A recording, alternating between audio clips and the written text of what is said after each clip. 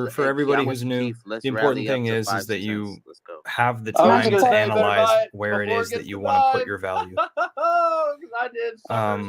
Make your decision. That's what I said. Brad. Get there. I'm like, if you're not And buying then 90% after that, down, after you you're think you're gonna secured play there, the game, And Like, then what are you you can doing? start Like, looking at let how Magic Carpet everything say something. works and the different options of things that you can get into. I would love to explain to you what exists right now in currency, cryptocurrency, and how it's evolved to where we are now, and how it is that you can't trust everything to do what it says it's going to do, or the purpose, fulfill the purpose of why it's there. You have to understand like where there's actually demand for something, and then when something just exists because speculation exists, because somebody realized that they could make money off of selling a narrative that's not feasible all even. these different sacrifices. So there's different ways to structure these digital assets, right? And that's why it is that some things are securities and some aren't, and they can be regulated differently within within the borders of the nation state. Thank you, Magic Carpet. Go ahead, Tic Tac. Sorry to Yeah, talk look, we over can these people. totally change the subject. I Yeah, just, yeah. I just want, just like that 100,000 I have a that was calmness 32,000 wallets. to I think what it's it is that responsible I'm for all doing, of us to talk about things, because and I don't try and have help to other worry people, about if the maybe value of my they're bags, while it is not that saying other something that somebody people, else is. whenever So, we're the all markets do should all, things, they get desperate, I don't know, try and and then inform they each make other and ask the calls right questions. in Or, what and they're going to I'm sorry show for the rest of creating the a drama. world, and that's what's But happened. I was triggered. That's what's triggered. happened with a Your lot of best people. bet is just to market buy Hex. I mean, I Remember have from the been. Tic Tac. Yeah, I So understand though, Tic Tac. there's all A lot sorts of people are like feeling the same shit way as coins, you, and it's really honestly, and interesting because it's before it's better these to shitcoin ask and communities to get didn't it out than to interlock, keep it in and but just let it, in the burn case of inside Hex, and eat Richard Hart through. has And done so well for I the hope people who have I hope followed him you feel that better. these Maybe not. shitcoins But at least you got it out of your can come system. in You got and it out of your ask system, for whether some if it made you funding feel better or from these not. people who are And newly rich. that's So they're better kind than of keeping it in. parasitic, That's all. I guess. And But yeah, they don't this see is, I themselves as mean, on the parasitic topic of because Pulse Chain, they see we're it gonna as have like, a oh, well, people have time to participate. 25,000 coins on And it's like, there. well, what if you There's lose so on many this things going gamble on, of having NFTs fun, all keeping over the yourself place, entertained? so yeah, you could say, wow, somebody like Orca that's the downside, had a huge right? following, and then he Or went like, around where asking is it people to that buy this anybody finds NFT, themselves? and the NFT's down 50%. Everybody's I in could a say different that. spot. I could take, to me, was I triggered by that? You know what I mean? Like, oh my goodness, here's this guy not pushing Hex whatsoever. Hex is down. He's spending all this time and effort onboarding into NFTs, So back in the day, and it just I caused a lot saw of drama, shit chaos, coins, and in but the end, they people weren't kind of get interlocked wrecked with a little things bit. that I was So involved that's in. an opinion I have. I was Technically, new to the however, scene. I determined for myself not to feel triggered on it, because I'm like, okay, whatever, do whatever you guys want. I'm personally purchasing Hex, but So we're there's seeing going to be more shit NFTs. coins There's going to be interlocked more with our projects, community more because we've coins, done so well, and because I could be they're- right in my purchase they of Hex right recognize now. that there Maybe is somebody else is right on what wealth they're doing, to and flow into overall, their both people could win. Who knows? advice, but I'm right? trying to, not really think into about their controlling people's purchases too much. mini As far as- ecosystem, yeah, it's crypto. It's your own into wallet. We're all their doing decentralized. Hopefully. I don't know, But, across their path. yeah, I guess. it's gonna. But I think you're right though, that there are certain people that deliberately use the community for. But what are this is their Hex is the way platform and pushing confirming themselves up to a higher status of influence. But what are shit coins? And and what man, are if they completely successful go products? against it, then at a certain point they pass the threshold of you're not really in Shit the coins have RH a community bad anymore necessarily. architecture You're still into crypto, and that's where they're going to and get. or Some people are going to a leave bad their connection. sway of influence, and some aren't. So I guess that'll meaning utility, whatever be it as is. it is for them and their influence. In whatever You guys way a that very they attach. serious and sincere question. I guess horizontally, and then architecture would be Why vertically. can't it be a both So, like, and instead of an I think either I or? explained it in the beginning why really can't well. I be an awesome guy that loves there's Pulse Chain there's and loves speculation Richard and versus pumps the shit out of utility. everywhere I go? There's And appropriate at the same architecture. time, love other things that are not within And and still be the thing respected is and that Hex is a time deposit. So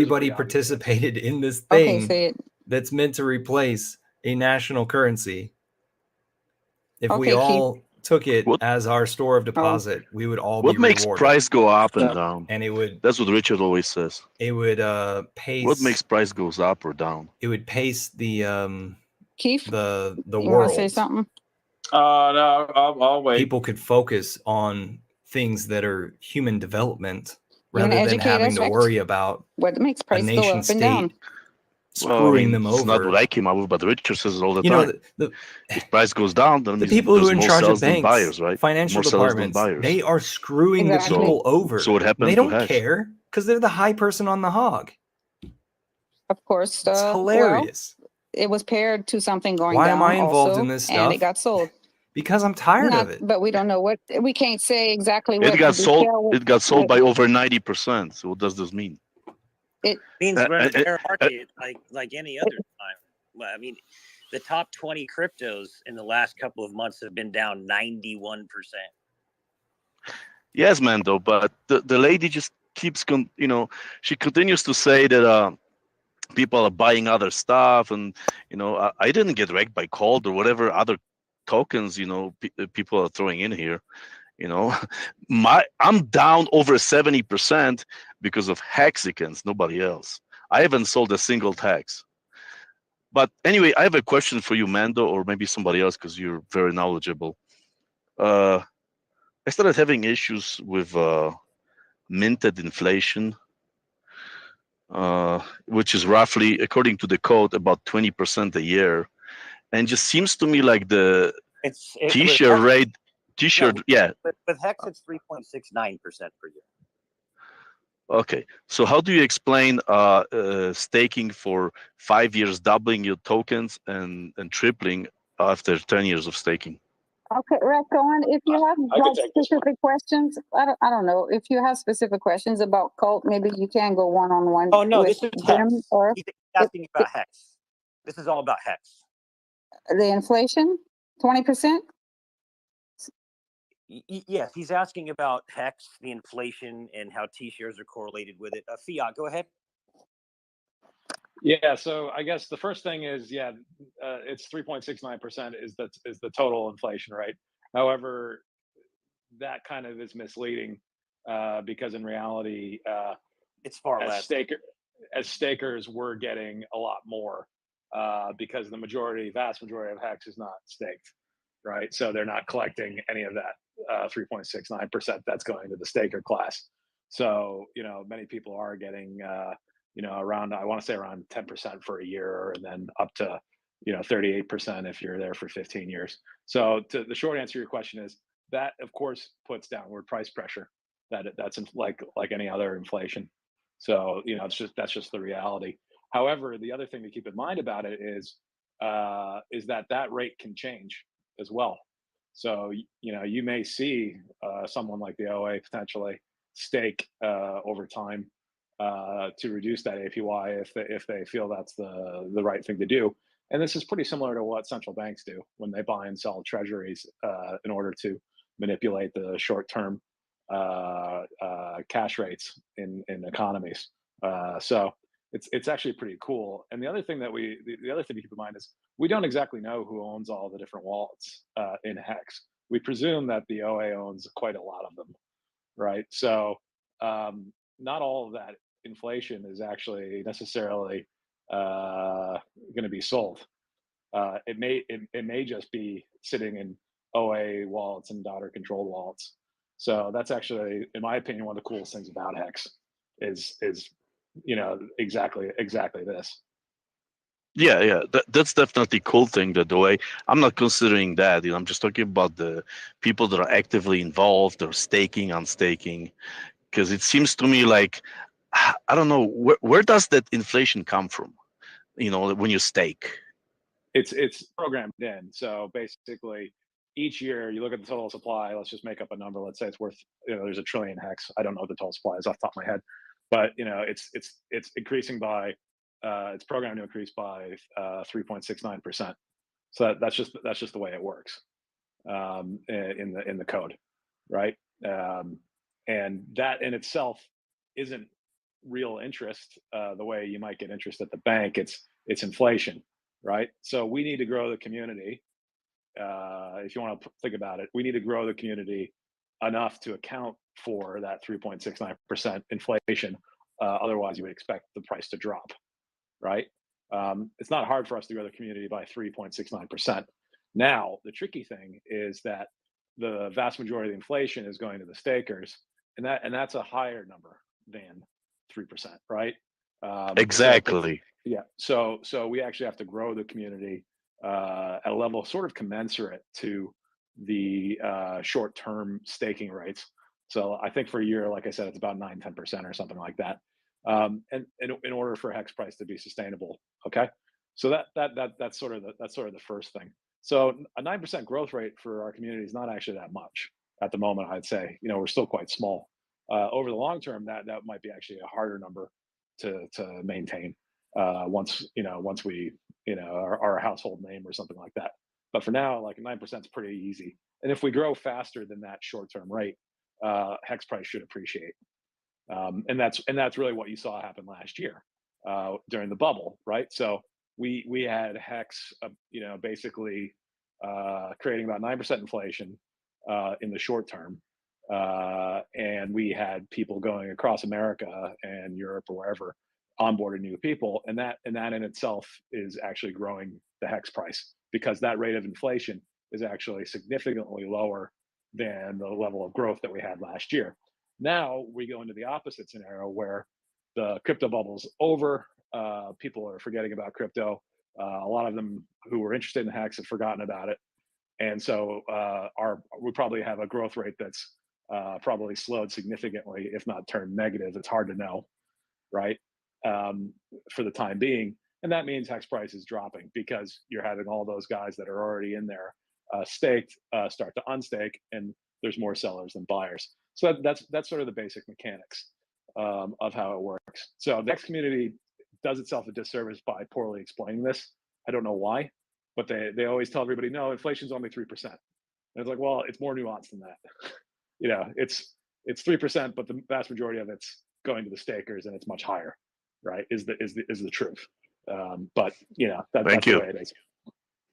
Well, it still is the 3%. It's just that 3% is in the hands of a few that are staking. Mm-hmm. So we've seen growth rates of stakers in 2020 of about 250%, and in 2021 we had about 300% growth in stakers, and this year we started at about 73,000 stakers. We're at about 99,000, but we also had Maxi, which kind of pooled a bunch of stakers together, which actually reduces our growth in stakers. Okay, but we also had Hedron, which I believe creates a new wallet for every HSI. It right? accelerated. So Hedron accelerated our stakers, and Maxi kind of slowed it down, but also the bear market probably slowed it down more than both.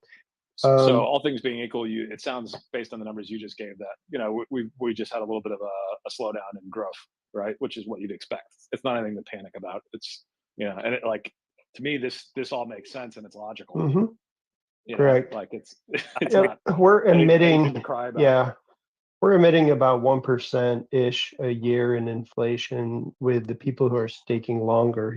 So that amounts to. Let's just say we get 64 million hex a day in inflation, and let's just say about 15 million is being actually minted, which means we would have to have about 15 million hex purchased in a day in order to, if those 15 million minted sold, right? So if 15 million hex comes out, this is of course a stake ends, and the newly minted hex from it is 15 million. We need, if that person dumps all of that new minted hex, the inflation hex, we would need purchasers to purchase 15 million hex a day, basically 10 to 15 to 20, it depends. But yeah, that number sounds a little small to me, but because it's roughly. It is because we have a lot of long stakers, right? So the longer stakers are getting the majority of that 3.69. However, people are dumping their entire stakes, right? So we're not talking about dumping 10 million hex. If you spread out the 10 million hex between all these stakers coming out, they're not just dumping, they're dumping their big payday, their original hex they purchased, and their inflation all at once. Some of them. I'm not saying everybody is. I'm just saying, I'm showing you an example of why it's not necessarily 1% or 2% inflation that's affecting us. We're digesting some people that literally made millions or hundreds of thousands of dollars from $1,000, And so we're gonna take that on the chin for a little while, you know. That's okay. You know, it's perfectly normal. Yeah, that's a good Thanks, point. Texicans. For looking, it's more like 9% on a short-term basis.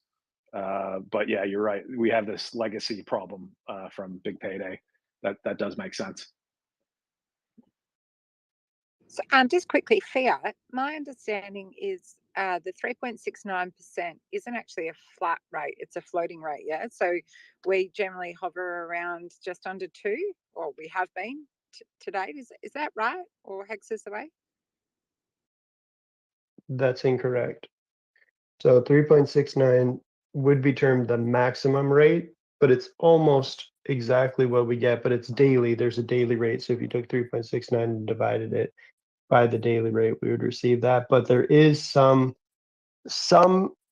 people who did not end their stakes. So their stake should have been ended, their T-shares should have been destroyed, and they did not do that, and nobody ran the good accounting function. So those T-shares are effectively reducing the inflation in the system because the T-share still exists, but they're not allowed to get the new hex. So call it what you want, ghost shares, zombie shares. So you're never going to actually hit 3.69% in a year unless we destroy all the T-shares that are supposed to be destroyed, which probably will happen on Pulse Chain, but on Ethereum chain, it gets pretty expensive with the gas fees and with people staking like 1 hex or 10 hex. Yeah, until that stake bleeds out, right? And then those T-shares are just trapped. So they don't, yeah, the shares don't really bleed out. That's just a bonus calculation or a penalty calculation, but literally the T-share is still alive. It's still sitting there. It's just not allowed to earn any hex. So we have to personally destroy it. And if we don't, it sits there. And so technically you could have a little difference between that inflation between Pulse Chain and the Hex chain or the Ethereum chain with Hex, but I mean, it's probably pretty negligible, but in the longer term, I don't know. I see people staking 100 hex for 15 years. And, you know, if people do that for 15 years, this might play out kind of interesting. You might get less inflation on the Ethereum side. Okay, so basically what you're saying is it's capped at it's not a fixed rate, it's capped at 3.69 per annum. Yeah? Yes, it's capped at 3.69. And there's a lot of the inflation, though, that's not hitting the market because it's staked way out into the future. So the only inflation that's actually hitting the market is when those stakes are being ended and they're hitting the market, right? So there's actually a lot less than 3.69% inflation coming to market because we've got an average stake of almost 7 years.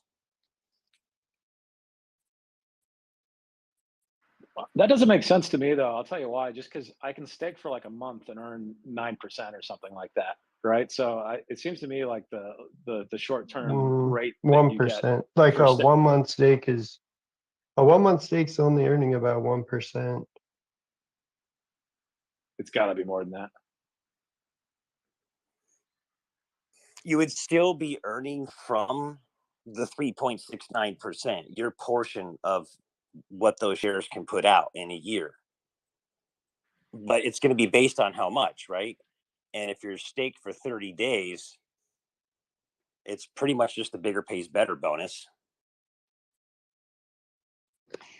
Fiat, have you done monthly stakes and like, are they like, you know, in the millions of hex? Because yeah, I've only ever done like 5+ years. Like I've never done small stakes. Yeah, my stakes are like usually 90 days and yeah, in the tens of millions of hex. Are y'all calculating also like penalties? Penalties vary from day to day. So you might catch a big period with lots of end stakes, early end stakes or whatnot, maybe. Yeah, I'm just gonna check this out because 1% sounds a lot lower than I thought for a month. But yeah, maybe it could be. I tend to do 90 days, so I had a number of something like, you know, less than 10 but greater than 5 in my mind. Maybe your thinking about return on investment versus APY? No, definitely not. Well, if you go to Hex Calculator and you put a large sum of Hex in for 30 days, the APY is 9.98%, but the return on investment is 0.82%.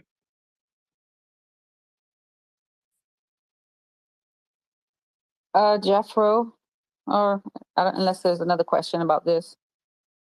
Hi, good afternoon. A good shout out to Manda and to TikTok. Thanks for letting me speak. 1 second. Actually, I have a question. Do you guys think that the reason that the Hex has been on stake is because people will like and want to do the stakes on the Pulse side?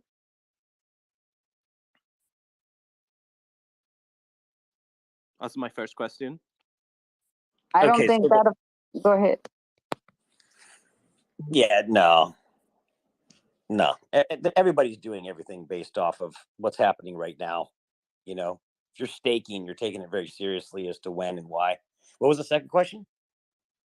Well, yeah, but because I think maybe to unstake it will be cheaper on the Pulse, but maybe that's just an assumption on the current market condition. But maybe I'm just fantasizing.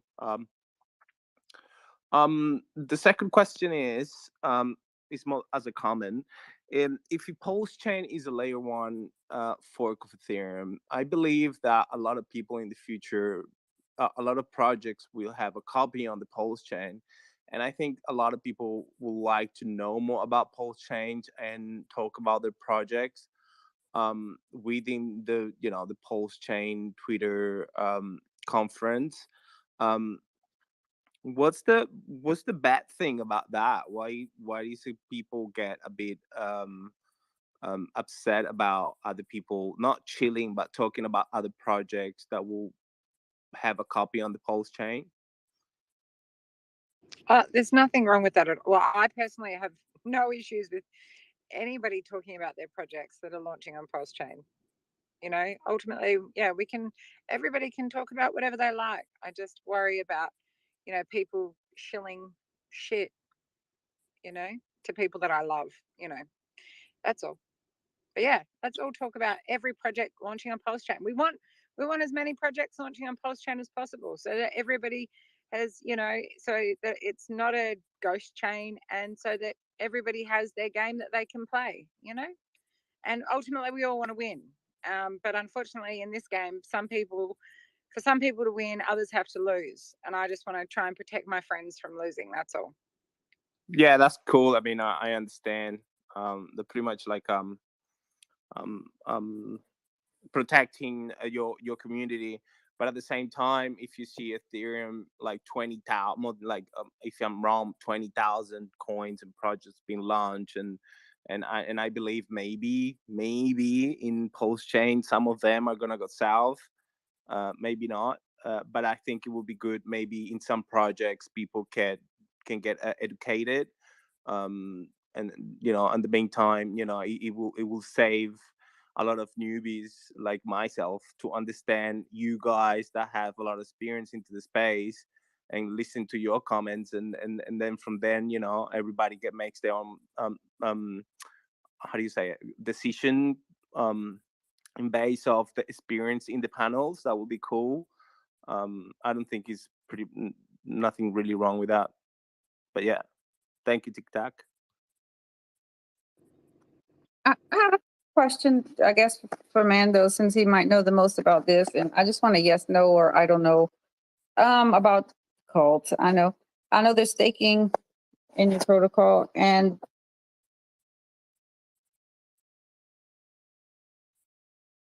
Pulse chain. Are you're keeping it on Ethereum and not letting people access their stakes on Pulse chain? Is that correct?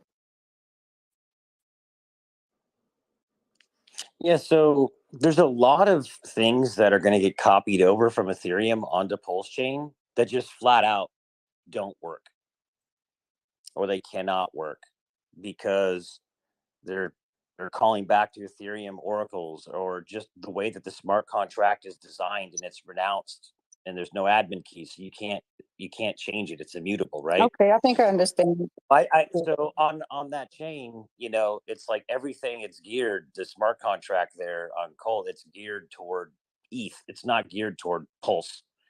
And it's on ETH for a reason. So there's no reason for it, but people will get copies of Colt or whatever, tons of different ERC20 copies that turn the ERC20s, but they do have value. Right, because there's going to be liquidity. There'll be a meme coin pretty much on Pulse, but well, I mean, well, no, but listen, let me finish though. It's important. Like no matter what, if it gets copied over and the liquidity gets harvested, there'll be Pulse on the other side of that pair that you can swap. I intend to take my Pulse copies, my Colt copies, and immediately swap them into Pulse Chain. I could care less about my Colt on Pulse Chain. I just want more Pulse. okay, that makes sense. Let's see, fiat. And probably some Hex. Yeah, I mean, I believe a lot of people will do that at this strategy. A lot of people care so much about Pulse Chain that they're trying to make the copies on the Pulse Chain, or even get profit in other projects to merge it into the Pulse Chain ecosystem. I mean, that's fair. I don't know, maybe. Guys, we have such an awesome community. And we have an awesome founder, and we're in a bear market. And the delay of Pulse Chain after 2 sacrifices and tons of other community sacrifices and all these things, and then kind of the infighting. We've all gone on this journey together, right? We're here at the bottom of the bear. Everything's kind of crazy, but Hex is doing phenomenal in my opinion. So that's when I first came in. I'm like, man, yeah, you might get down a little further, but if Bitcoin goes to 5,000, like Richard said the other day, okay, you're backing up the truck. But I think we should all be encouraged, because I think that what our community has, you can't really find it anywhere else. And we've got Pulse Chain coming. I mean, to me, everyone in crypto is going to want to be on Pulse Chain. I really don't know why they wouldn't, unless they're just that super maxi. I just love Cardano and that's all I do, And I just feel like people are realizing that mindset is just detrimental to you. It's like being intellectually dead. Like nothing else exists that can be good in the whole world, right? But with Pulse, we've got so many awesome things that are happening, and we're starting off with such this army of a community, super, well-resourced people from the top down, from financial resources to connections to everything, that, I just think that we just need to just chill out and just be here for each other and just help each other win. Now, if I flat out see somebody from our community promoting fucking scams that I know are going to get people hurt, like, what am I supposed to do? Like, I mean, I guess I can try to be the blockchain police and get real mad at them and kick them out of my community or do whatever I'm going to do. But I don't know. It's hard to do. It's a hard thing to do, because we're supposed to be in a space where we talk about the freedoms we're supposed to have. And if our token is so fragile that if anybody sells it, that the price is never going to go up, and our mindset is like that, I just think that we ought to know that I don't think that helps, in my opinion, because at the end of the day, we control absolutely nothing. We control nothing. But I love the eloquence of Fiat. He was very well spoken in answering Tic Tac's questions. I think Hex is doing great, because you have to look at the chart from the bottom up, not the top down, and we're only 85% off the top or whatever, which is a normal retracement in crypto. So again, what do you think is going to pump harder, Hex, Ethereum, or Bitcoin? So anyway, that's my stupid pep talk. But I I just want all of us to just coalesce around each other and just know that I think everybody can spot when someone is truly a malicious actor within a community, like a true malicious actor. Unless someone is that, we need to give people grace, in my opinion. Go ahead, Scott. Yeah, so I just wanted to give you guys more detail because on the numbers we were talking about earlier. So I think Hex is the way was correct. The yield curve steeper than I thought. So just on a 30-day stake, you're looking at around 1.6%, and on a 90-day stake, I think it's around 5%, and on a 1-year stake, you're looking at around 20%, right? So I think we want to think about, just in terms of how, like, what's the inflation that we're actually managing here. You have to think about what's the average inflation of the guys that are coming out of this. Very few people are staking for like 30 days. They're staking for longer. So you're probably dealing with numbers that are quite a bit more significant. I'm just looking at some of my stakes from day 3. I've got some stakes from day 3 coming out relatively soon. They've been in there for over 1,000 days, and they're yielding around. They've done about 50% APY. And I've got another stake from day 3 that matures in roughly 5,000 days, and it's done an APY of 94%. So you don't really have to worry about my 94% APY so much because 5,000 days is a long time from now. But you do have to worry about my day 1,050 stakes maturing, where I've gotten 50% APY out of them. And when you're saying 50% APY, that's 50% basically per year of the time, right? And you had 1,000 days, which is 2.5 years, right? Yeah, right. So it's actually 150. So you'll be getting but this is kind of what I was saying about digesting, like the big payday and things like that, where your 50% are higher than the normal partly for that reason, right? And that's why we say 38%, but some people now that start a 15-year stake are more in the 33 or 32 or something percent for the first year. But after the first year, like what Fiat's saying, and I try to emphasize this to people, is generally the yield tends to go up as the T-shares go down. So you might see 33, but then we don't know what's going to happen with Hex APY, but you could get a 38% the second year or 45% the year after that. So if the T-shares do continue to decline and you stake longer, you're going to get some massive APYs. You could see 100%, towards the end of a longer stake. So anyway, if you believe in Hex, you'll use the system, you'll use the staking, and I applaud people even if they're staking for like 1 or 2 days, because they're using the Hex contract. That to me is an active person, and eventually, if they want to play that short game, the T-shares price is going to keep going up, and it's going to eat away at their T-shares, right? So that's up to them if they want to play the short game.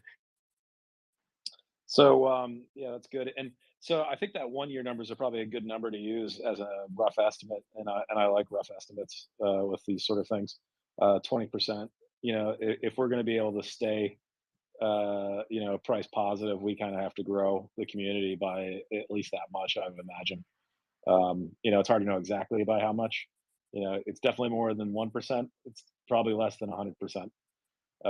It's somewhere in between, right? And I'm thinking 20%, which is the what a 1-year stake will earn you, seems like a pretty decent number to use as an estimate. It's not the 1.0369. Sorry, the 3.69%. It's more than that we have to grow by. But yeah, I'd be curious what our current sustainable rate is. I guess you'd have to know what the average, like the average yield is of all the people that are on staking in a given year. right? Because that's probably where the break even is. I'm going to guess it's somewhere between 20 to 30%. So yeah, if we don't grow the Yeah, community, price I goes up. agree. Can I add to Yeah. something to Yep, that I real quick? agree. Just I think it's Yep, just a go minor ahead. point. I just came in just to answer that exact point, if you don't mind. Absolutely, man. Go ahead. All right. So you mentioned growing the community to maintain. I would argue that we've also got to worry about the percentage of people that get wiped out by bad guys. We've got to make up for that or seal that hole in the bucket, because that also gets added on to the amount that we have to constantly expand, increase the community to maintain that price. So if we do a better job in securing the people that we got, make sure they don't get taken to the cleaners and then leave, with a sad face, well, that helps out that number. So I just want to say that we've got that hole in the bucket. Let's help everybody in the community to seal that hole and then worry about those numbers to maintain. That's a nice That's a great sentiment. point. But I would say actually let's define grow the community in the terms of price. I think it's probably just dollars in versus dollars Yes, out. so So that's what I wanted to emphasize. Yeah, this is an economic mass, right? yeah, You could have the this same isn't 10 people. friends. Yeah, We but don't need a million We're not yeah, but necessarily. attackers dump once. Attackers dump once, they leave. Community members flee and they don't contribute. Is my argument. No, it's good point. It's a good point, but for the purpose of trying to estimate prices, all that matters is dollars in versus dollars out. So that's what we're trying to wrap our head around, and just in this conversation, we could talk about a million things like the one you just brought up, but the only thing that really matters, like if you distill it just in simplicity, is dollars in versus dollars out. And yeah, when we say grow the community, we don't actually mean the number of people in the community. That's a proxy for the number of dollars in, versus dollars out, but it's not necessarily a good one, right? Because obviously people that have large sums of money have a much more profound impact, right? So bringing in, a billionaire obviously would change Hex a lot. Yeah. I follow, but that's just the reality. Maybe I just can't get my head around how. Yeah, I understand the contribution or the expansion of the community, but I just can't understand how, like Richard says, right? The richest guy contributed to Bitcoin. How many more richest guys do you have? Once you exhaust the people that could possibly be interested in our market, it's only about maintaining, isn't it? And getting them to put in their, to believe and to continue to contribute into it.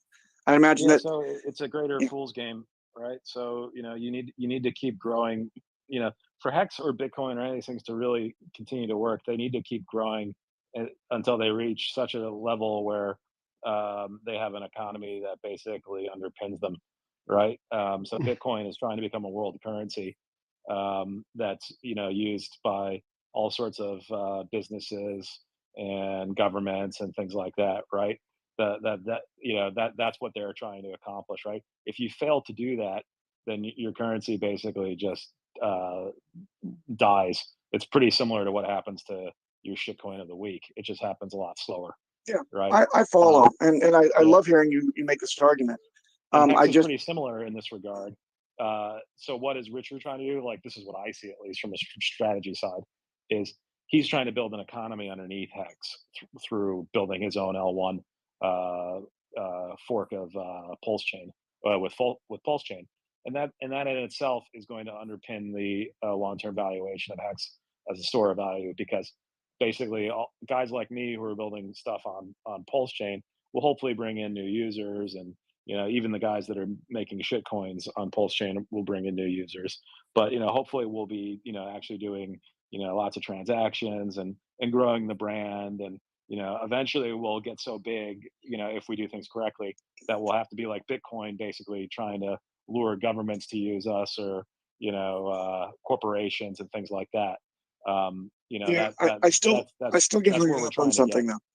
I still got hung up on something in the early days before we get to that type of mass adoption and virality. Wouldn't churn also be I mean, look at where we are right now, right? People dropped some token, more sellers than buyers at some point, and now we've bottomed out and we're kind of putting along with some true blue believers like everybody here. But wouldn't churn from no lack of faith, just simply being robbed, enter into this mix at all?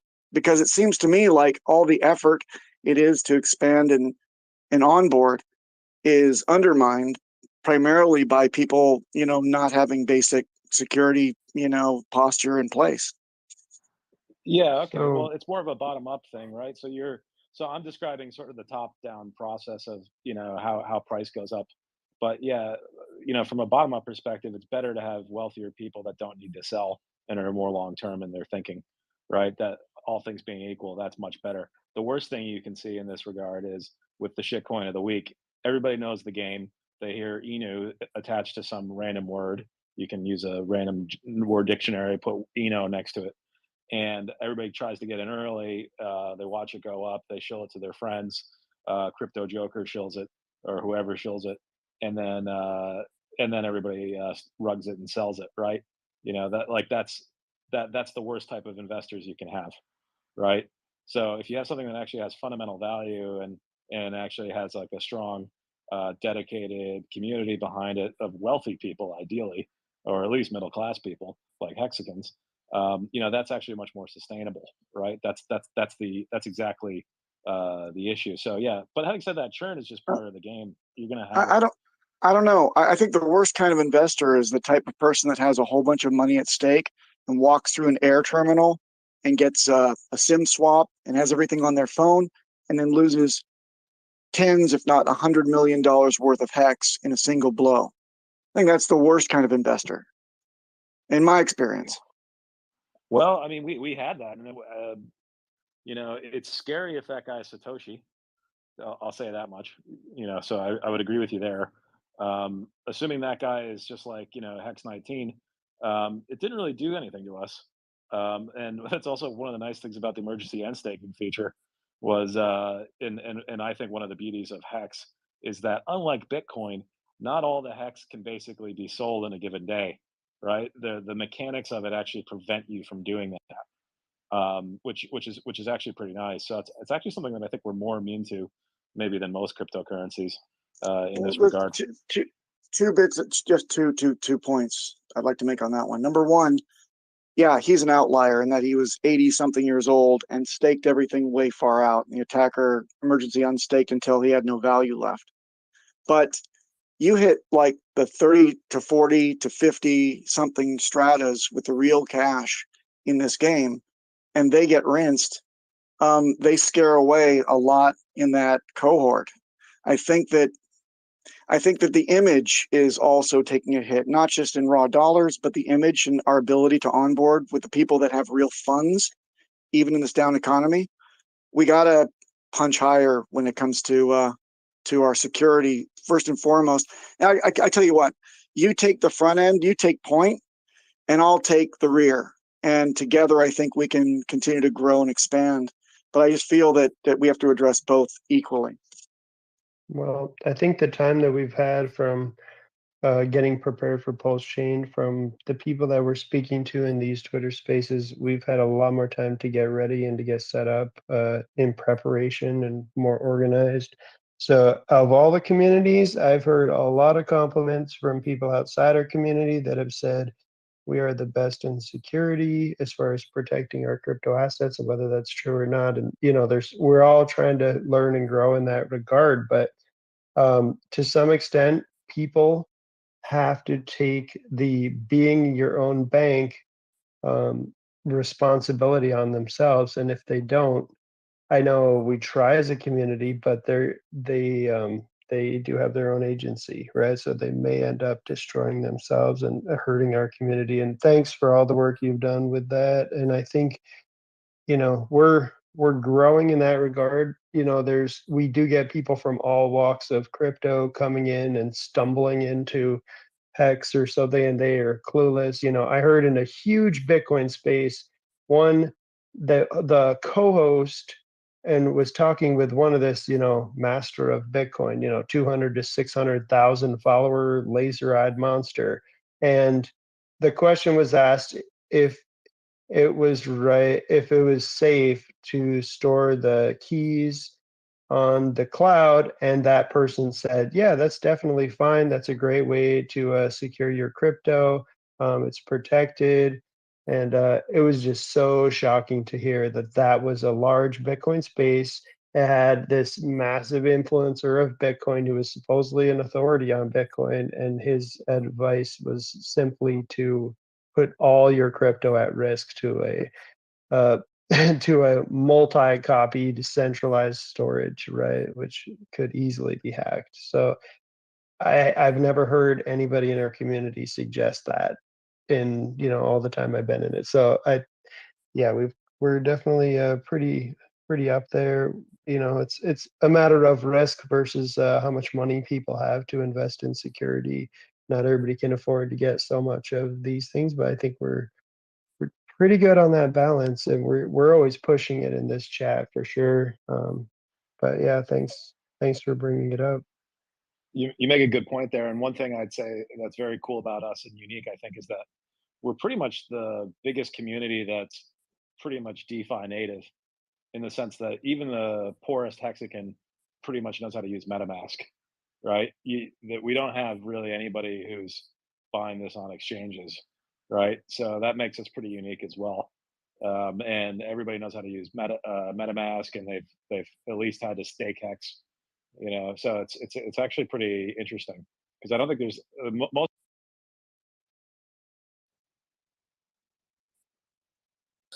Fat fingers. I was gonna say most people, even guys that own a lot of Bitcoin, like my brother owns a ton of Bitcoin and Ethereum. He's never touched it. He doesn't even know what they do. He just bought it because I told him to buy it years ago, right? And it's literally just sitting, on Coinbase or wherever, Kraken. And the guy literally has no clue what it is or what it does or anything like that. And I think that's actually probably what most Bitcoin is actually doing.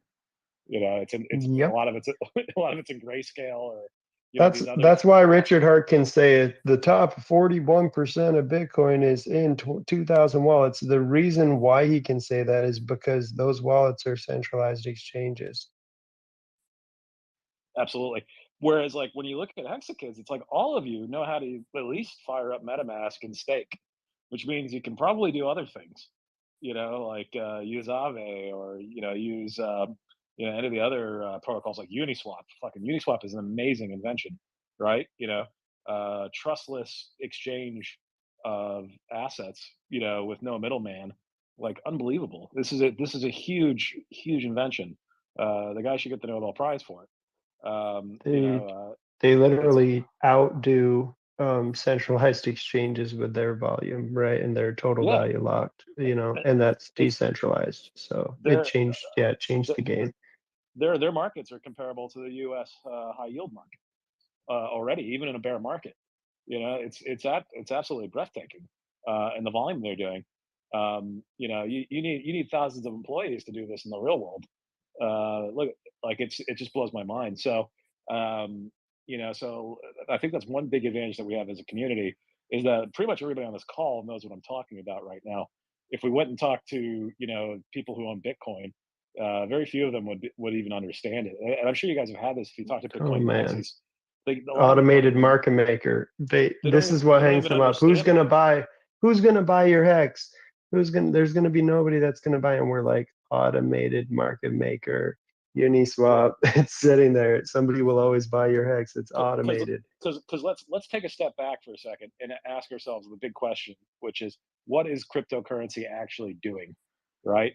And you'll be tempted to regurgitate Richard Hart-isms. But I'm going to give you a Buck-ism on this one. What cryptocurrency is actually doing is it's disrupting the entire traditional finance and monetary policy sphere. It's going after everything. Whether you're an investment banker, a fund manager, a central banker, a mortgage broker, like cryptocurrency is literally inventing a way to do this without you, right at this very moment in time. And this is my day job, right? So like I'm blown away by it. I'm not afraid of it. because it's probably going to take a while before I lose my job because of crypto. And frankly, I can't wait. But that's what's actually at stake here. And like Bitcoin is not going to do that the way it's set up currently, right? And in order to do that, you need a community of aggressive, dedicated, working class Americans that know how to fucking do DeFi, right? So whoever really gets that community first, I think is going to have an absolute monster on their hands. And I think the Hex community and the Pulse Chain community have a decent chance of doing that. I mean, there's other ones as well out there. And I'm not a maxi by any means, but I do think we have a decent chance of really just onboarding average Americans into this space. And if we do that, all the rich people, all the whales will follow, whether they like us or not. Right. But like, basically we need to go get all those average Americans into this thing. And once they realize it's a movement, they don't care. Like, I never liked Teslas. The way I thought they looked stupid, and I thought Elon was kind of weird, and I'm not an environmentalist, so the electric thing didn't really work for me. But when I realized, holy shit, like, everybody is going to FOMO into this thing, they all love it, and they're super dedicated to it. It's like, that's an investment. That's a good investment. I'm going to buy that stock. This is like 7 years ago, right? I think they just announced that they canceled Cybertruck for Australia. So if you've put in your deposit for a Cybertruck, you need to submit a claim to get your $100 back. But, yeah, I never signed up for it because I knew that was never going to happen. The roads here, the parking garages here, it just wasn't going to happen. Who had their hand up next? Jeffro. Jeffro? Yeah. Yeah. So on a touch on onboarding, for example, in Australia, I live in Australia in Sydney, and every Wednesday or Thursday there is that DeFi association or DeFi meetups, right? And what I've been doing in the last 3 weeks is that I go to these places, and I sound like I'm from Recharge, right? I learned everything since November about DeFi, about Richard, and it was probably between 40 to 50 people in these meetups every week. Okay, no one have heard of Pulse Chain yet. No one have heard about Hex yet. And all of the people that I'm talking to, they have no idea. Like, it is a DeFi event, but they all have their money into Coinbase or Crypto.com. So I'm like blowing my mind out of there because I almost like wanted to say this is not real decentralized finance. This is so. In Australia, a lot of the people that I'm trying to get locally connected and do some networking, right? They have no idea about Pulse Chain, even if they hold a lot of the ERC20s, a lot of Cardanos or whatever other projects out there. They have no idea. So whether we are very concentrated in our community, but what I've been finding out is that people don't really know much about Pulse Chain yet. Even developers that they call themselves developers, I actually don't know any of them. But what I found out is that a lot of the people that I've been talking to, they are just normal guys like me. They have no idea what Pulse Chain is. They don't know was the certificate of deposit of Hex. They have no idea. So sometimes I walk into these rooms and it's quite surprising how much potential Pulse Chain has in the future for people that, and that's why I love this community, because when you walk into these chat rooms, you learn so much of what really is DeFi. So I guess, I don't know what I'm going to keep going talking about it, but for my experience, I find out that Pulse Chain is not even viral yet. Even if between PulseX and Pulse Chain has. How long do you think it'll take once Pulse launches and we have websites where you just send them the link and you tell them, hey, just put your public address in there and look at all the free airdrops you got waiting for you on Pulse Chain. How long do you think it's going to take for it to swipe through the whole damn thing, man? You know. So yeah, so it was a presentation on a few startups, right, where they're wanting to give them your C words and they will send you like which I freaked out. I was like, objection, like, you know, a Richard Hart style, like asking questions. Like they wanted you to give them your C words so they can send you market details and market information, which was like, this is the scam, right? Like this is completely totally from the fundamentals of what I've been learning for the last 8 months. So I think out there is a lot of projects where I completely misleading, because normal people that I seen guys like 18 years old. I met like 160 years old that he wanted to launch his coffee brand into the metaverse, and I'm like, what? Like metaverse coffee?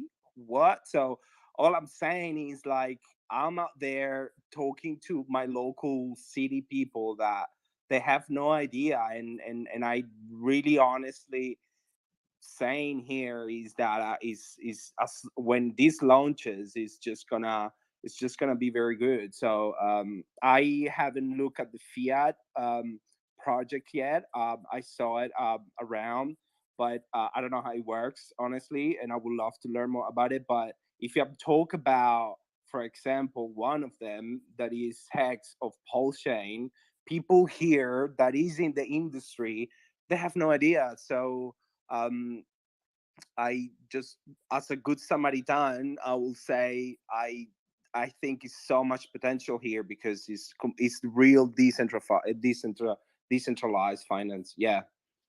Yep, there's no question about it. Good word, man. Appreciate that. John, go ahead. Yeah.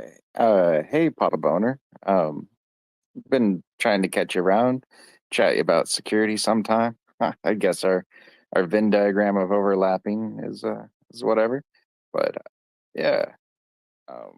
Yeah, I'd be into whatever that means, chatting about security, something. I don't know. It's late, man. Yeah, you can hit pop up pretty much any time.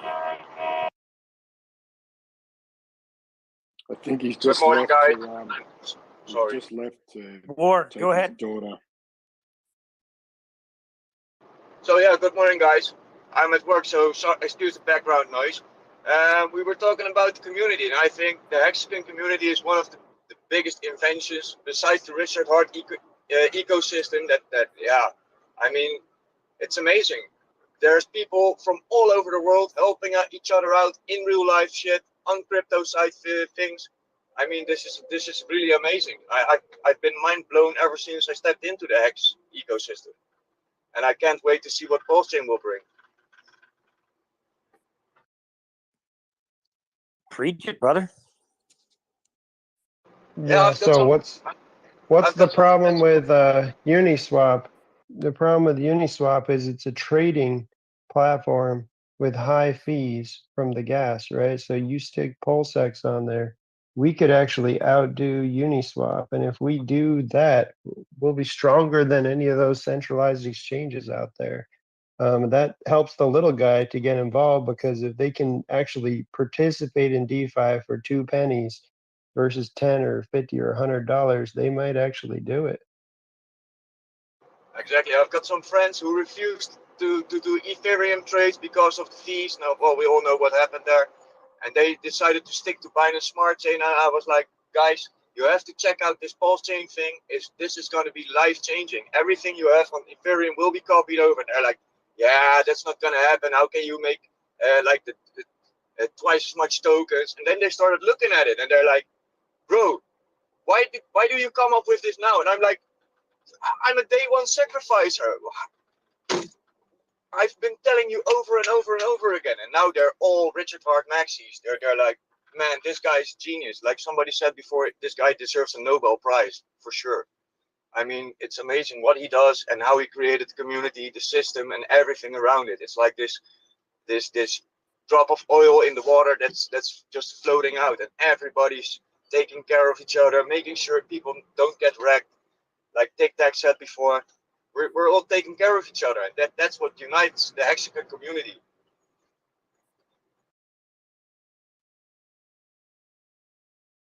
Well said.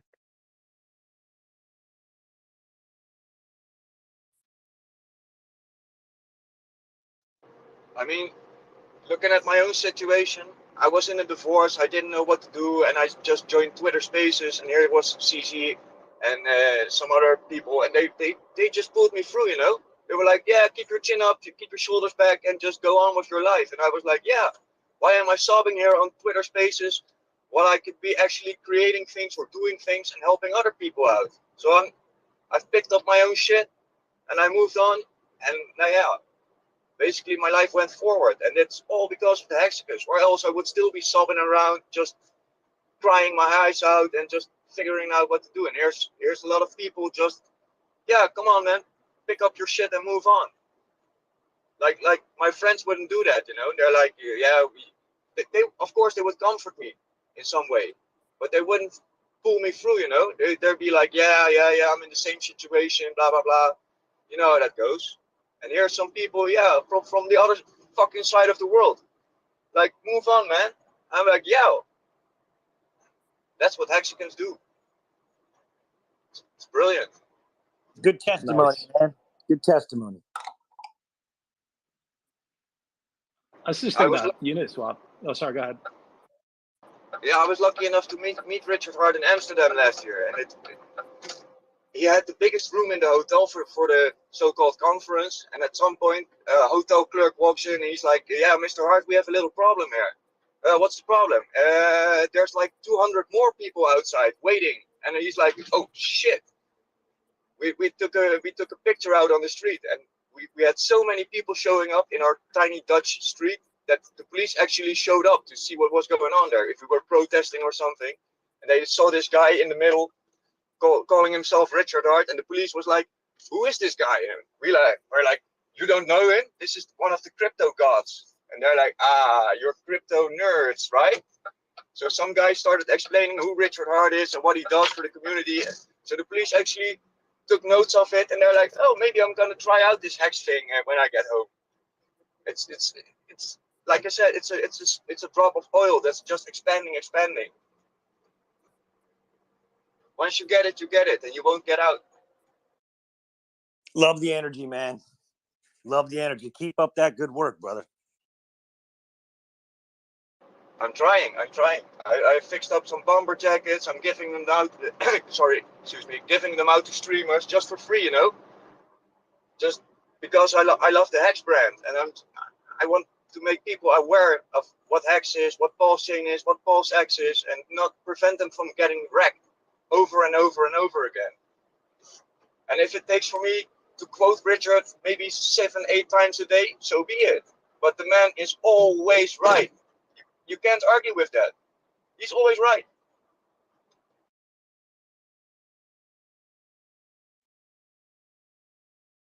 Well, he's definitely right a lot. No one can argue with that. Not always right. Well, not always, but like a lot. You know what I mean? Like the scam chains, the scam tokens. Take your money out of Celsius. I had friends who invested in Miny something that you lock up your BTC and ETH, and I was like, "Bro, get your money the fuck out of there immediately." So my friend tried, he got wrecked. 20 hours later, the site was completely gone, and he was like, "Bro, this guy had YouTube videos, everything. How can he scam me?" I'm like, welcome to crypto, man. He lost a few €1,000 on there. So he immediately pulled out his funds from Celsius. Well, Celsius went down, and he's like, "Yeah, this Richard guy predicted that one, right?" I'm like, "Yeah," and he picked up immediately, and he's now full into Hex, and he actually made some money instead of losing it in a bear market.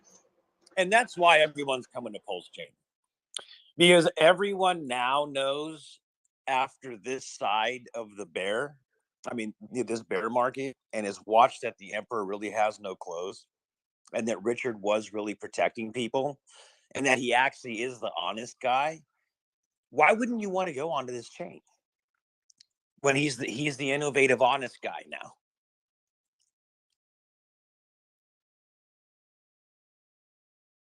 Yeah, those are great stories, man. I guess the donkey had to hit its head on the same stone twice, or 3 or 4 or 5 times before it actually figured out there was this rock and you couldn't move it.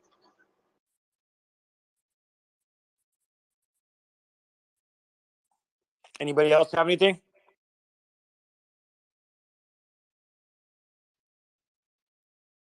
I wanted to just talk about a slightly different subject, which is just the innovation made possible on Pulse Chain. So this is sort of an extension of what I was talking earlier about how you guys are DeFi native.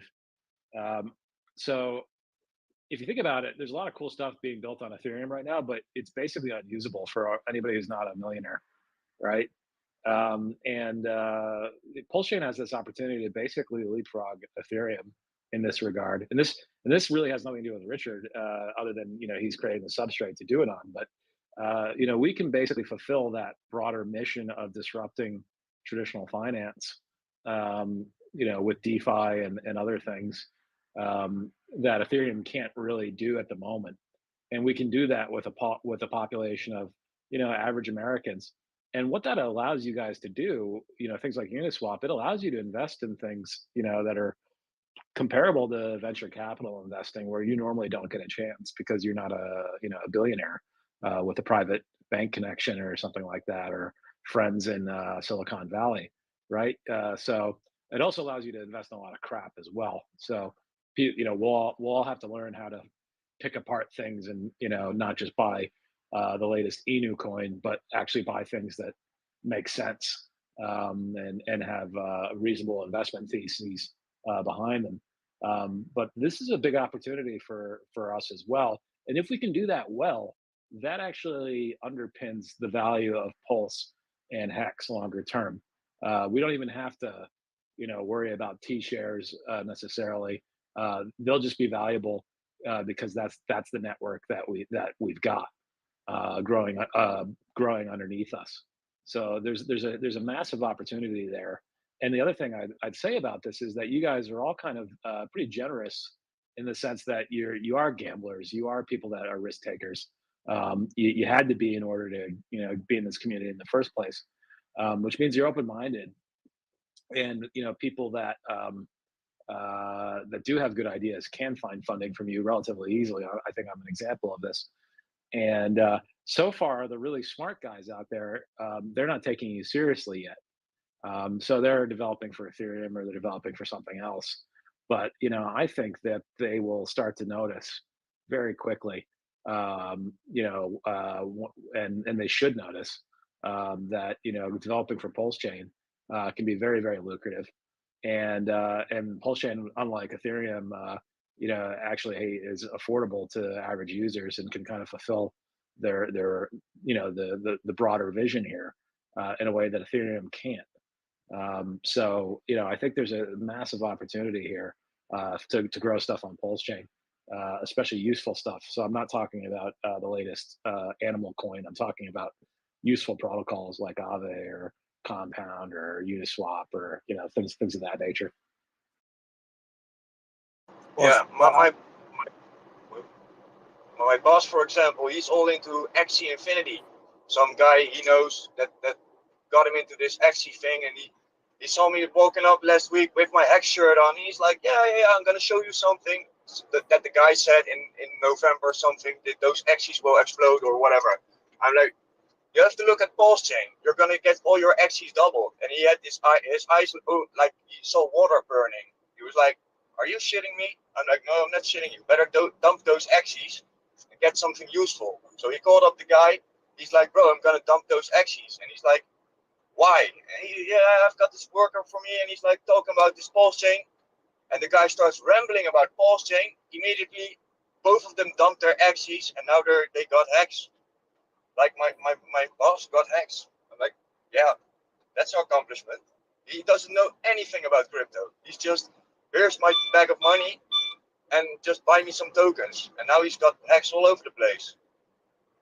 I hope they did that before the $600 million Axie bridge hack. or whatever it was. Yeah, they got it before Hey, that. let's let George get in here real quick. Georgia, come on in. I am going to be very simple, guys. First of all, it's so nice to hear all of you right here. And I'm not as technical as you know, I listen up to you to learn about what's going on. And this is something, an important tool that we all have, new people who's been doing this for a long time, but it's amazing. Keep it going, guys. Give us we might not understand all the technical, but you know, repetition will make it understand. So for someone like me, for example, that is not you know very knowledgeable about the crypto world, but it's the new generation, I will say. Thank you for welcoming us. Another thing, I have noticed something on the communities, not only the Hexican community but the crypto community as it all, as a world, as a new thing going out. We're unifying. And that is so important because it doesn't matter if you believe in a project or you disagree with it. It doesn't matter. We all have our rights to have our own opinion. What matters is that we are supporting each other and we're pushing forward. We're pushing forward for crypto. We're pushing forward for acceptance. We're pushing forward for people to uh be interested in learning something that, yes, it might sound a little bit complicated, but it's just like a riding a bicycle. Yeah, it's scary. You look at it, it's complicated, and all of a sudden, you're riding beautiful streets down the beach. And it's thank you, guys. I just wanted to emphasize in that. Keep it going. Yes, we're gonna have arguments, we're gonna have little um problems here and there, but we're moving forward, and that's the most important thing. And thank you for the support, and thank you for supporting. We have a lot of ladies of Hex here, so thank you for supporting us in everything we do. We represent also the community, so thank you. That's all I wanted to say. Good evening, good night, good afternoon, good morning, wherever you are in the world. So have a good day, guys. Thanks, Georgia. You're always so sweet. Appreciate you. Thank you. Well, you guys make me like this. You guys, this is what I'm a product of your hospitality, your welcoming to new members to the community. So I am what you make me of. I could be nice and nasty, but I'm nice because you guys make me be that way. Thank you, guys. Yeah, exactly. And if I make compliment on that to sci-fi, I've read the book over and over again, and it just helped me be a better person in life. Just instead of being more self-centered or selfish, now I'm opening up to new people, just seeing what I can improve in my surroundings. And people around me, they've noticed that, and they're like, "Hey, bro, you've changed in the last 1.5, 2 years, maybe. Well, what's going on with you?" And I'm like, "Yeah, you should read this book." And it's the positivity that the community is giving. I mean, yeah, you could go on a downward spiral or you can go on an upward spiral. And I think the Hexican community is just an amazing upward spiral for everyone. And now that you mentioned that, I'm sorry to interrupt you. Last thing, I'm going to leave you alone and go to bed. But we have something great news today. While SJ had a link for the premiere of the 15 Ways to Change the World. I think that's the way they named the book, 15 Ways to Fix the World. It's made by Richard Hart, so it has to be good. So check it out, guys. It's on YouTube, and you can go into her link. I'm going to try to pull it up, put it on the link here. That's all. Have a good day. Actually, if you can see where I'm driving now, the whole highway is covered in our nation's flags, hung upside down, because the people are getting sick and tired of the system. And here's the crypto side again. People are seeing their currencies get wrecked, like the dollar wrecked, euro wrecked. Everything's getting wrecked. And here come the cryptocurrency guys in a bear market where everything, gas prices, housing prices, food prices, everything's going through the roof, and we're still making money. So we're attracting fresh people into this, because how can we make money while everything's rising?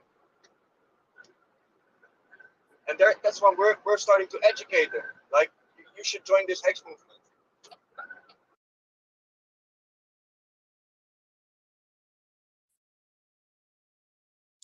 Yeah, Mad Hatter, Let's see. You got anything you want to say? Let's see if I can pull up Mad Hatter.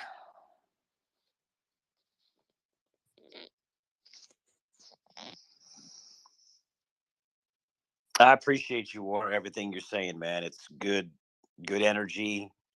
Just a good baseline reminder of just kind of where we're at and just kind of how blessed we are to be here. You know, and the main thing is to keep the main thing. And that's that, we're all good. We're all here. We're all learning.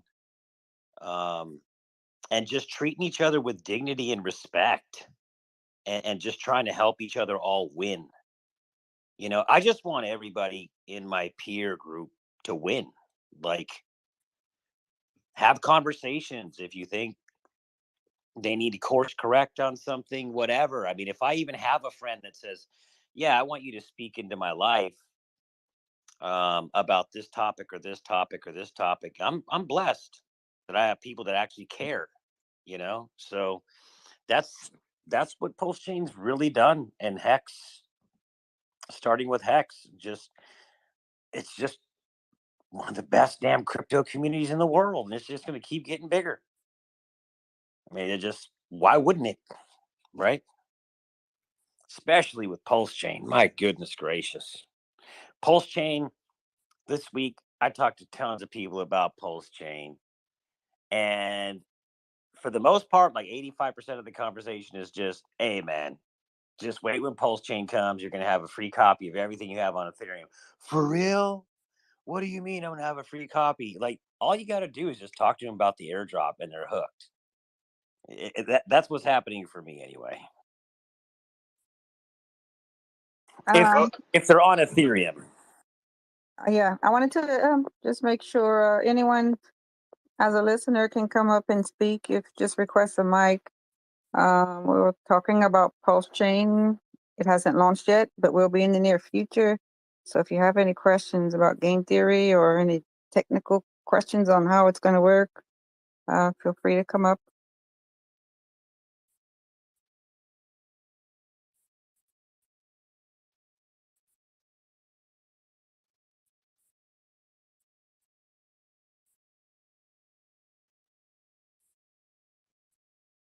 First rule in Pulse is to talk about Pulse.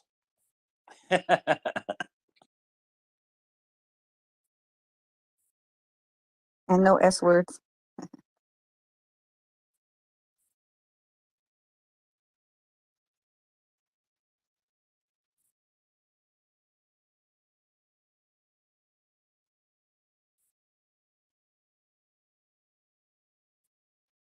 I see there's a lot of new people in the space. If you like what you're hearing, please tweet out the room, just so we could pop in other people's feed and we could bring attention to Pulse Chain. Right on, crypto. So one of the questions that I, as a newbie, right? How do you get into Pulse Chain as soon as you come out? I think that's a very important question.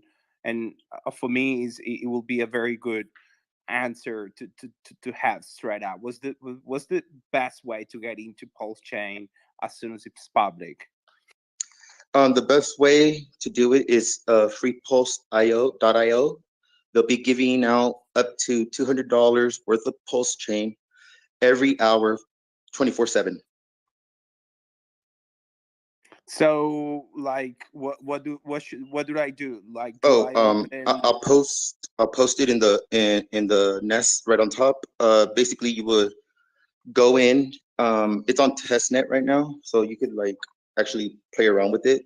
They're not real coins, so you could just get a feel for how it works. But every hour you'll have a chance to win up to $200 worth of free Pulse, and then basically you will connect your wallet and you will accumulate a certain amount, and then you just set it over to your wallet. Yeah, so Jeff, that's a faucet, along with some other things you can do on it. But if you're trying to onboard somebody, let's say with $100,000, okay, there's going to be a bridge from ETH to Pulse. So the chain will launch. There'll be a 24-hour, 48-hour period where people can swap in ratios on PulseX, and then there'll be a bridge that'll open up from ETH to Pulse, and you can just do the same thing. If you show your people how to onboard, they can buy ETH from Coinbase or wherever they get their crypto from, and then just bring it right in and purchase their Pulse. And then obviously they can, individuals can take advantage of, if they do own ERC20s, they'll get those copies that they can use to swap in PulseX for Pulse or Hex or whatever they'd like. So yeah, I think that is the easiest way to get into the Pulse chain, is to buy and hold ERC20s in your wallet prior to the launch, which, could be any day. Hold it ERC20, you'll get a copy automatically airdropped on the Pulse chain, which you'll be able to swap. The DEX, the PulseX DEX will be full of liquidity at launch. So you'll be able to swap coins around day one. If you have those ERC20 copies, that's the easiest way, in my opinion.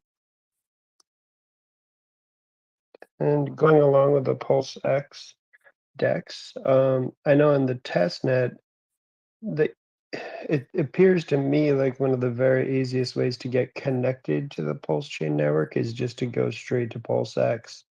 And then that website actually asks you in MetaMask, hey, do you want to change your network? So you can switch your network from Ethereum over to Pulse chain, right? So of course, in preparation, you want to have a MetaMask. You could get your hardware wallet set up. Then you'll be all ready to go. Like what Hexicasian said, if you could get some ERC20s, that could provide you with coins day one. You can get as well free coins and faucets. I know freepulse.io, they got How to Pulse has one. There's going to be multiple faucets out there. And so you could get some free Pulse just to maneuver. And you're not going to be able to onboard new cash like for the first few days, but at least that'll get you set up and running. And if you go straight to PulseX website, most likely you'll be able to connect straight in. If not, I'm pretty sure Richard Hart's going to actually tweet out the RPC settings. So the only thing I would say to people too about that is don't jump the gun. Like if he hasn't announced it and somebody in the community sends you some information about some RPC setting, I wouldn't mess with that. It could be a scam or a hack or something. Another one would be careful of bridges. Anybody could launch a Pulse chain bridge. It might actually not connect to Pulse chain at all. It might just steal all your coins. So I would only, to begin with, we don't have any bridge. And then, 24 to 48 hours, the Pulse chain bridge from Richard Hart's team would be available to use. So I'd pretty much steer clear of other ones to begin with. At least let's get get familiar with the ecosystem and not get scammed out of our coin.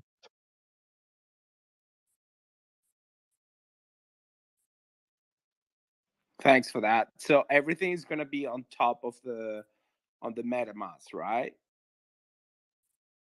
Yeah, you just need to have a MetaMask, and like you said, you can just go to PulseX. It'll probably have a switch where you can just add the network without having to put it all in written form, and then you either can go to a faucet, grab some free Pulse, and or have your ERC20s copied over, or you can use the bridge once the network opens up and just get as much as you'd like.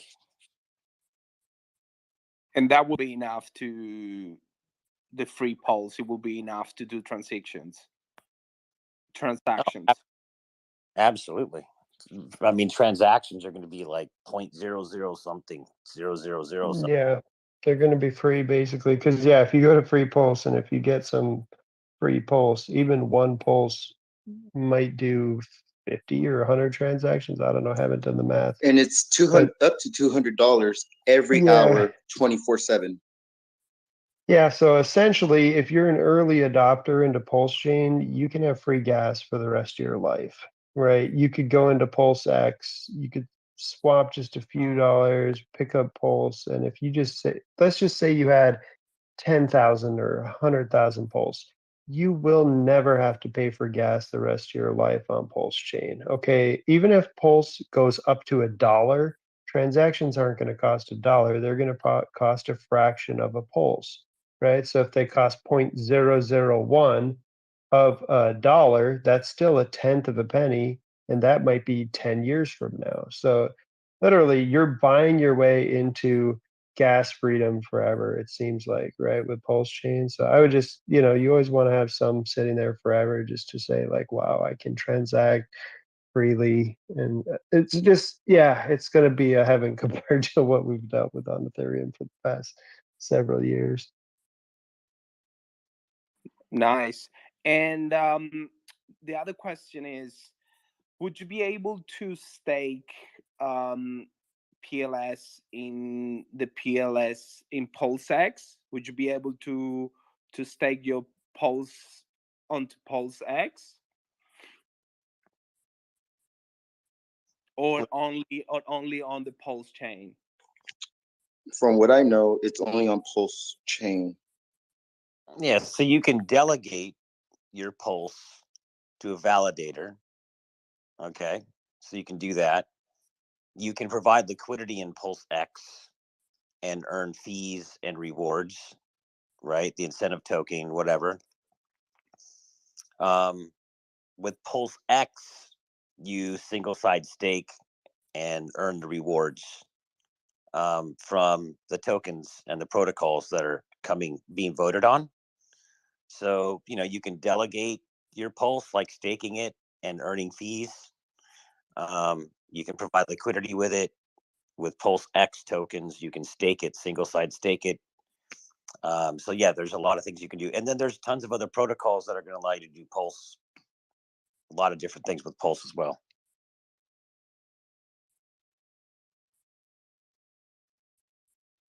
I want to know what that after 12 months, what the actual APY will be for just staking your or your Pulse.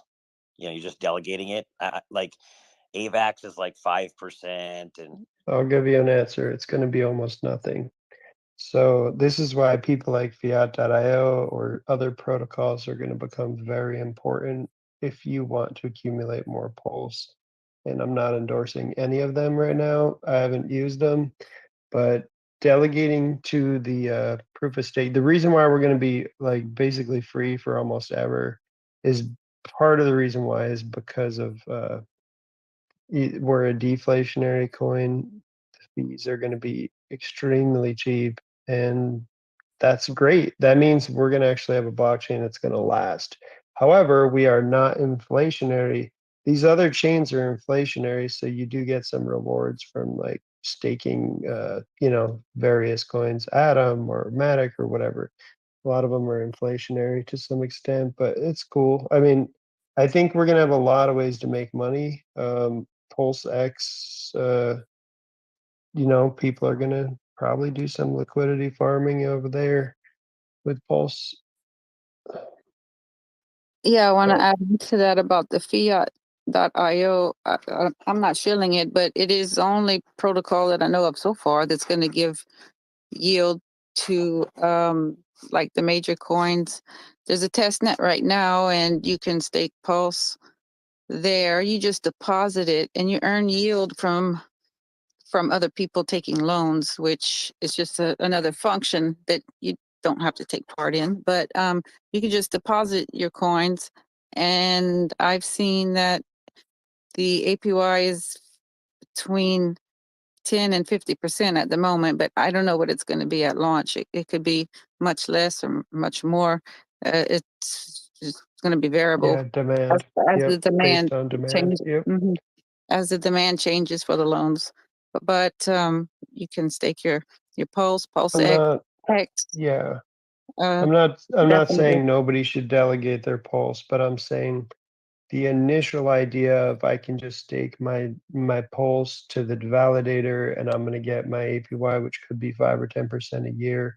Once you really look at the deflationary mechanics of pulse and how low the fees are and how many transactions we could possibly do in a day, and the fact that you're going to have to divide up those rewards between all of the people involved, and then your person you delegated to is only chosen once every 33 days.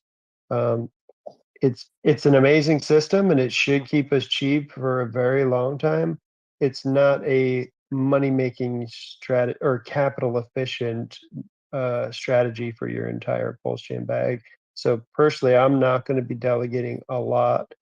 Um, it does leave your wallet as well. So that's something to think about. We're doing a new system. I don't think anything bad is going to happen. However, if you simply want to just throw your pulse into a hardware wallet and let it sit there for 5 years, you're probably going to be pretty happy and you're going to have virtually no risk. So it's just something to consider. You don't, I'm not big into the popularity contest of the validators either, because it actually probably earns them less rewards, potentially. And I, I think there's going to be quite a few ways to make money with the Pulse coin itself. So I'm staying open. I want to learn about these protocols, and I'll be cautious, but it should be pretty fun. Thanks for that, guys. One of the other questions that I had, and then I'm done. Is I heard that the best way to acquire Pulse is to buy Hex and then get it before the bridge or before the bridge, something like that, because is a coin that has the most liquidity. Is that correct? So holding an ERC20, holding an ERC20 that has a large liquidity in Uniswap would probably be one of the better ways. If you're starting right now, let's say you haven't been involved in Pulse Chain at all so far. So yeah, if you had USDC coin, potentially you get a copy of that over on Pulse Chain. It's probably going to become worthless. That doesn't mean it's completely worthless. Maybe you could swap it for some Pulse immediately as soon as it launches, right? You could do that with Hex as well. There's going to be a Hex Pulse pair almost certainly, and you'll be able to swap straight from Hex into Pulse. So this is all about your risk management, right? When do you buy the Hex?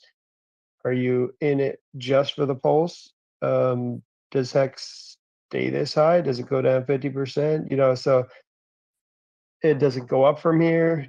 What is the ratio between Hex and Pulse? Like, how many Pulse are you going to get for one Hex? We have no clue. So this is why we say things like not financial advice, right? Like, there are ways you can do this.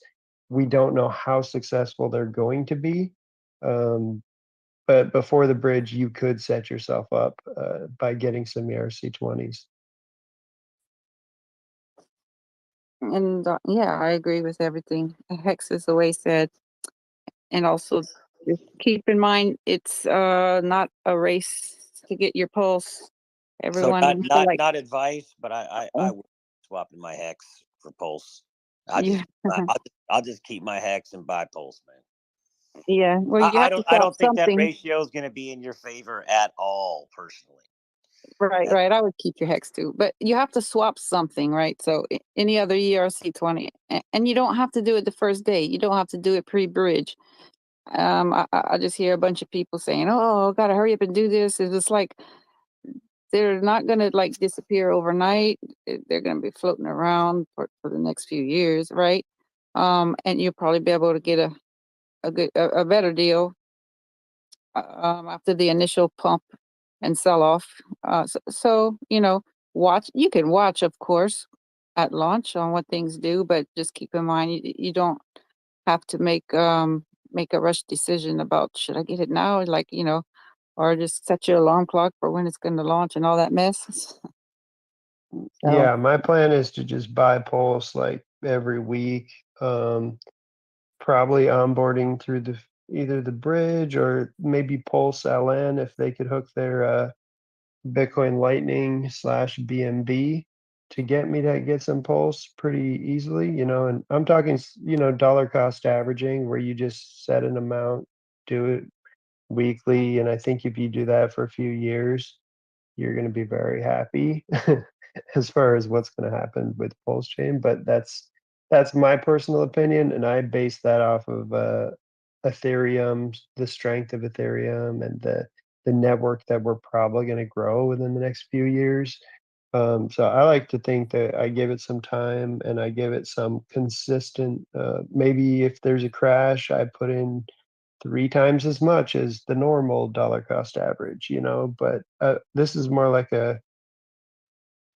I'm not going to say a lifelong play for me, but I plan to do this for 2 years to consistently get involved. And there's going to be times where I might end up purchasing Hex or Pulse X instead of Pulse, or I might purchase all 3 and just divide my money up, you know. So that's just my personal plan, because I think this is a great opportunity to be involved. You know, like, okay, I'm not going to compare it with Hex, but I'll just show you the situation. Hex started at 0.003. Right now we're closer to 0.03, so that's only a 10x. We're about 15x up right now from the day one Hex price. 15x. Now you hear the community saying 10,000x all the time, but it's 10,000x from the low, which happened, you know, what, 30 days later or whatever, 45 days later, whatever. So if you didn't dollar cost average, you didn't get the 10,000x. You got the 10x, the 15x if you held, right? So, and of course, staking gives you more, but you get the picture that there's no promise that we're going to get, you know, a rocket ship straight up. You know, we're going to work at it. We're going to build the community. And for myself, I've seen what Ethereum did, and I know that if I would have, I was an Ethereum miner for 6 years. So if I would have taken the money that I put into mining, and if I would have just bought Ethereum every week, I would have retired, you know, no, hands down. So I spent tons of money. I kept working at it. I did end up with some money and some Ethereum, and I'm happy I got involved, especially because I got involved early enough that it mattered. But I don't know. You know, I sacrificed for Pulse, but I don't know if that's the best rate. But what I do know is bringing in more capital and consistently bringing in more capital, kind of like you do with your 401k. Kind of like a robot, you just put a little bit in consistently, you know, you are going to be most likely smiling at the end of those couple of years. Yeah, I mean, at the end of the day, you don't have to do anything. You can literally just walk away and come back.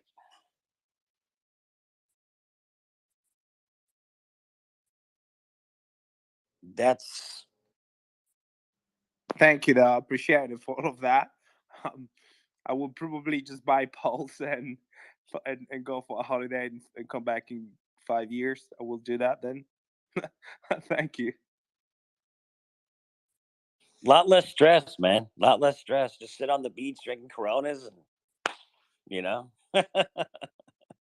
Yeah, because all I see around is a lot of people, even on YouTube, is a few channels where they tell you to sell and then rebuy the button, and then I'm like, I'm not a trader, so how am I gonna anticipate that? So I do prefer to just you know, the question is, yeah, that you guys said it before, where on the premises that you delegate your polls, I don't think, and as I can understand, you won't be able to earn that much. But I guess put it on a hardware and forget about it and come back. But yeah, and then cost average. What is that? Could you Hex is the way? Yeah. Would you mind telling me what's the dollar cost average, please, if you can? Thank you.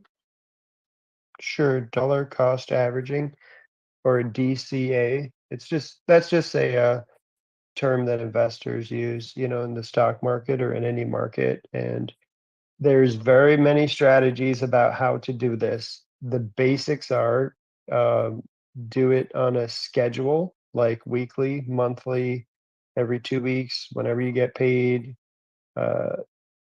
That's one thing. Another thing would be the amount of money. So if you do the same amount of money, that's one strategy. You could do more or less depending on what the market is when you're participating in the dollar cost average purchase. So for example, if the market's down 30%, hey, maybe you love buying the dip, and so you actually double the amount of money you're putting in while it's, while the price goes down. Or if you're in a 90% dip in HEX, maybe you start buying 10 times as much as you used to because you really love HEX. So that type of building your dollar cost average strategy is up to you. You could just simply do it like, so for example, with a 401k at a job in America, usually they just do a percentage and they say, okay, whatever you made, 3% or 5%, 10% is going into the stock market, and you don't really think about it. It just disappears from your paycheck, and you somehow magically, if you did that for your whole life, you'd probably end up, a millionaire. But most people don't. But anyway, that's dollar cost averaging, basic idea. Cheers. Thanks for that. If you want to check out what is it, Fire.io, Firebase, Crispy put out a sheet that shows you what it would have been like if you would have dollar cost averaged into Ethereum, Bitcoin, or Hex. And he picks a time frame like 2 years or whatever. And he has his own website for it. I could probably message that to you, but Yes. I think it has to do, it's outrageous, right? It's like, well, you could have made like 50,000, 200,000, or 850,000 or something crazy, right? And all you had to do is like buy every week. I think you bought every week $200 or every month. I can't remember, but you want to pick good assets to dollar cost average into, of course, like you really want to have a conviction in them. And for, hey, if you believe in Richard Hart and Pulse Chain and PulseX and Hex, to me, these are the type of assets that I want to just try to be a little bit more like a machine or a robot and just, buy some more. And eventually, I'm pretty confident I'll be happy I did.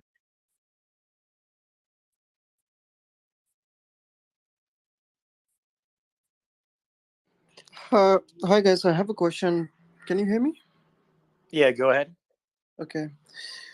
Well, yeah, good morning, good evening, and good afternoon for this community. And I really love joining this community and, listen to all you experts. It's really good knowledge for me, as I'm kind of new here, not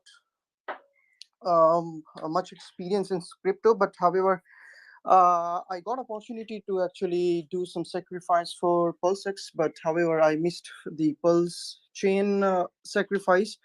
And this is the question in regards to the same. I think it might have been probably answered many times, but yeah, I would still like to know. I'm kind of trying to know like what could be the best strategy for me to buy a Pulse. I don't want to actually swap my PulseX for Pulse pre or post bridge. However, I would like to buy Pulse, and if you can guys tell me like what could be the best strategy, because everyone has their own some kind of advice on whether it's great to buy pre-bridge or post bridge, and whether what's the difference between buying the Pulse from your PUSDC or PHEX. I know that there will be some pump when the Pulse chain news launches, and since I've already bought some Hex on a good level now, I would say, and there would be some kind of percentage hike, I would say, when the Pulse chain launches. So is it good to sell my eHex and convert it into USDC and then buy Pulse pre-bridge or post-bridge with that USDC, or still I hold that eHex and use my PHEX on Pulse to swap for Pulse? What could be the best strategy you suggest? I would wait until after the initial pump and buy in on the dip probably like a month after the fact, after we launch. Yeah, you don't have to use your hex to swap any ERC20 with lots of liquidity. You will get a copy of. You'll be able to swap. The Pulse X DEX will be filled with all kind of coins and liquidity paired to Pulse. So I would hold any ERC20 in your wallet and swap that copy for the Pulse. Of course, you could bridge in those assets also to swap. But me personally, I would hold on to your hex. So this will be post bridge, yeah? And just to see like what the candles do, and then buying on a dip with the P hex. Yeah. Okay. Yeah. There's so many options, and you'll hear a million answers. If everyone gave you an answer, but yeah, that's just I guess my gameplay. I mean, why not play every hand that you're being given? You know, you've got the hand to buy ERC20 tokens and get free copies of them. Those copies will swap into PLS for free. And that's a no-brainer.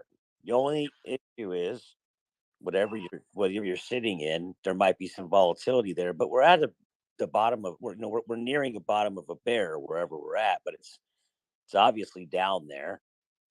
So taking advantage of the fork and getting free copies that have real liquidity pools with Pulse in them that you can tap for free is a no-brainer. But then you can just take those ERC20 tokens and then do whatever you want with them. You can now take that over the bridge, convert it into ETH, take that over the bridge and buy more Pulse after you get the free copies.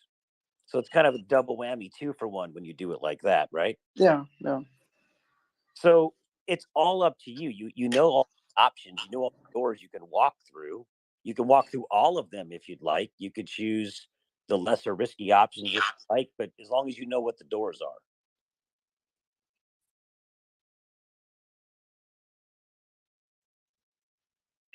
Okay.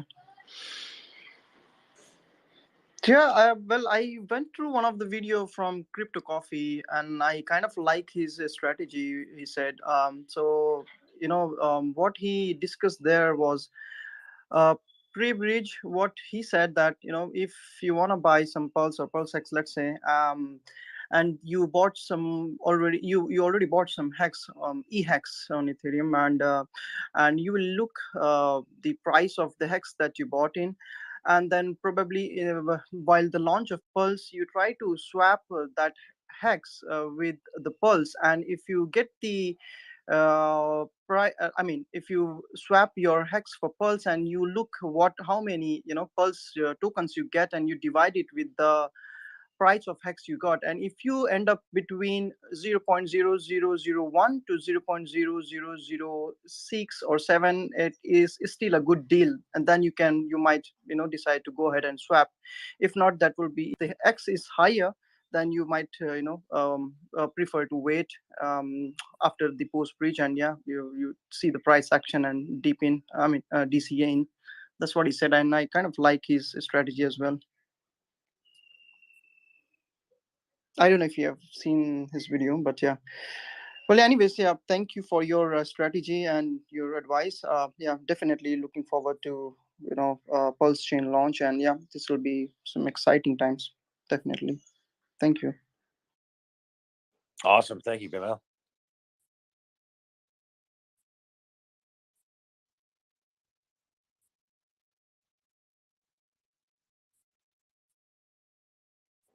I think you're going to have so much new influx coming over that bridge, that Ethereum bridge. It's going to be crazy. Well, there's an economic mass built up in with these copies that if people have ERC20s and they push them in, we could get a pretty decent, just hey, it's almost like fake economic mass because Richard Hart's creating it out of thin air. However, because it's paired, and it's a liquidity pool, and if it pumps into Pulse, it will swing things in our favor. So it's pretty fun.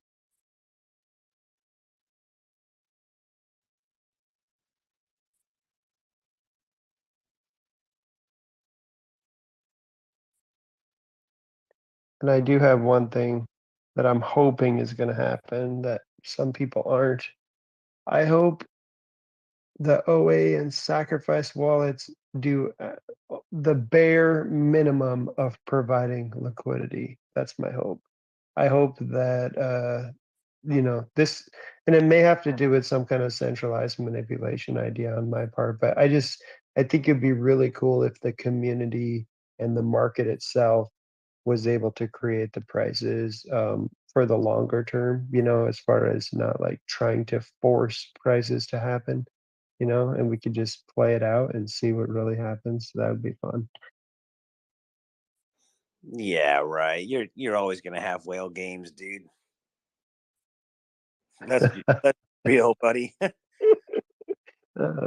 Well, whale games, yeah, but maybe just not having the sacrifice wallet, like moving $1 billion worth of hex on each side and saying, hey, hex is 1-to-1, or I mean, anyway, it's just a fun little thought in my head.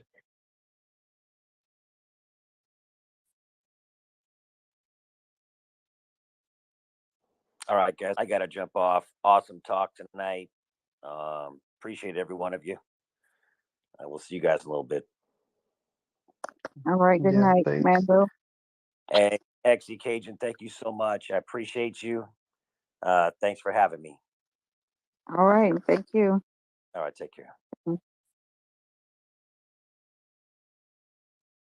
I don't know how you say your name. Bimo? Bimo? Yeah, Okay. it's Bimal. Yeah. Bimo. Okay.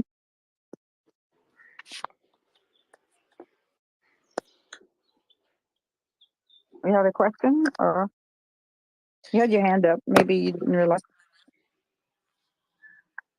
Well, no, not for now. But yeah, I did had some questions regarding security as well last time I joined the call, and it's a really good community. I would say I've been to some of the communities, and they only look for the money somehow to grab your money, and But this community I really found really great, and late, but yeah, not that late, at least, because yeah, there is always some ways, and because it's not too late, I would say, even though the hex performed 10,000x, and still there are some more things and access to come in future, I would say. And with the launch of Pulse Chain and PulseX, I mean, this is a really great opportunity, at least, even though I did not know about the hex a couple of years back. But yeah, at least I've got opportunity to know about Richard Hart and all the community at least sooner. And yeah, I've got some sacrifice for PulseX, and really happy with that. And also I would like to spread my all funds into this ecosystem, and I really appreciate what you guys do. And also Magic Crypto, he also talked to me last time with the security contents, and yeah, it's already got some of my funds hacked, and I really was not in a good condition until now, but it's good that good to learn not to get hacked in this space, because there are too many things that you have to take care here. Always everything talks about this much of X and all, but no one talks about how to make your funds secure, even though it's $1 or $1 million. So yeah, I appreciate the content of all you guys provide, and looking forward to go along the ride with you guys. Thank you so much. Yeah. don't don't feel bad about getting hacked. Like I got hacked. I lost my whole portfolio basically. I got wrecked by chasing airdrops. So don't chase airdrops. All right. Yeah, don't chase them at all, because that's how I got wrecked. I lost like 200K. Last time I was scammed, that was by a smart chain rug, and I just lost it, man. I completely lost it. I lost 5 BNBs on it. And I was so fucking pissed off that I spent the whole fucking. This guy was also, yeah, like Richard always says, he was too flappy. You know, he said some personal things, and I just linked everything together, and I started googling, and I actually found the fucking bastard. And I called him up at his home address, and I was like, bro, either you give me the money back, including all the investors that have lost money, or I'm gonna book this fucking plane ticket and I'll beat your fucking ass all the way over to Europe. And he decided to give the money back. What? That's awesome, and that's totally crazy. Well, yeah, okay. Well, I wouldn't take things so yeah. So just be careful in the first place. We can learn to protect our funds to try and prevent these things from happening. And yes, security is important, and not enough people talk about it in crypto space. It's almost like you have to live and learn. Most people do live and learn. I'm lucky, you know what? I'm probably jinxing myself. I try to learn from other people's mistakes, right? So I actually feel fortunate that I didn't fall. You know, I'm fucking jinxing myself. I see it. All right. So yeah, you're right. If you have any other questions about security, though, where'd he go? I don't know, but same with all these sacrifices. I mean, the Richard Hart projects, I'm full on. And everything that's not Richard Hart, I'm just a little bit more careful on where I send my money, or where I spend my money. I mean, yeah, I'm not going crazy on all these sacrifices. I mean, Richard invented the idea of a sacrifice, and everybody just took the idea, and now we're sacrificing for the most stupidest reasons. And I'm like, yeah, I'm gonna stay out of that one. Yeah, well, it's one thing to get scammed, rug pulls, but you know, of course, we talk about security also with not connecting your wallet to certain dApps. You know, make sure it's a reputable dApp.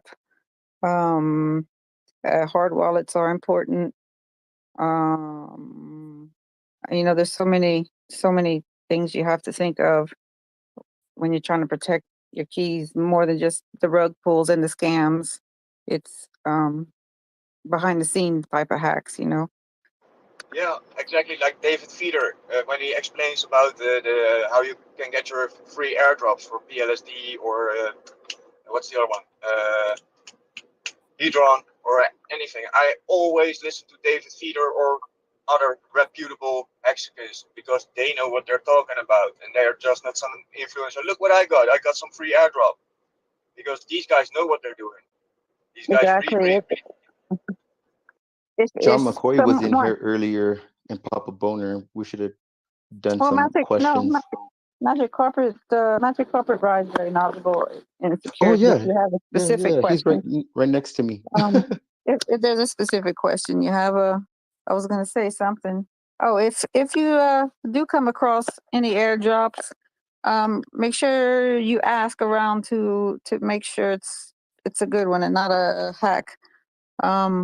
And sometimes you'll also see some strange coins in your wallet, like it'll appear that you were airdropped something, and some of these coins are meant to drain your wallet once you interact with them. So if you see strange coins that you did not purchase, or some of them even have names of familiar coins that kind of like fake coins.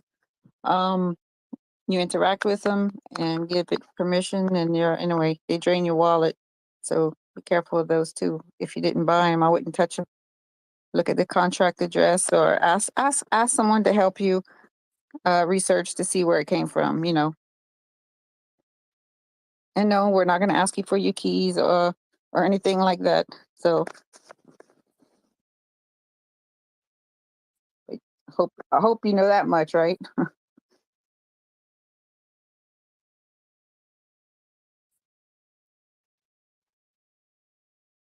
Batman's here. Batman? Oh, that's not laser eyes. Never mind. That's some hex eyes. I'm about to say Batman with laser eyes.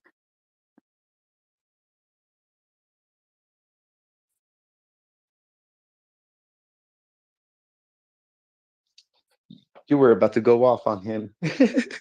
No, I was about to clown him. I was about to make fun of him. Like, not really make fun of him, but I was like, oh, yeah, we get some laser eye friends. Hell yeah.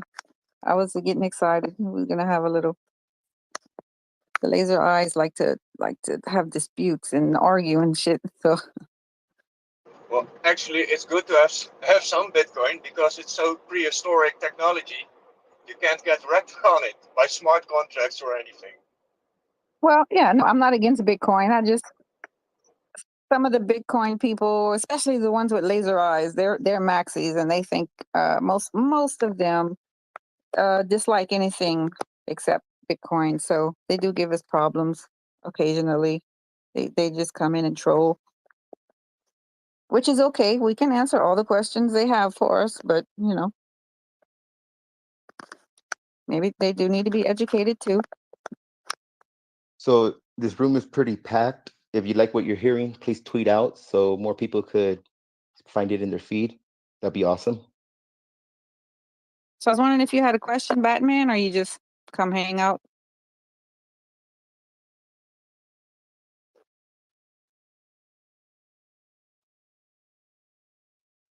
I don't. You have to unmute yourself if you didn't know.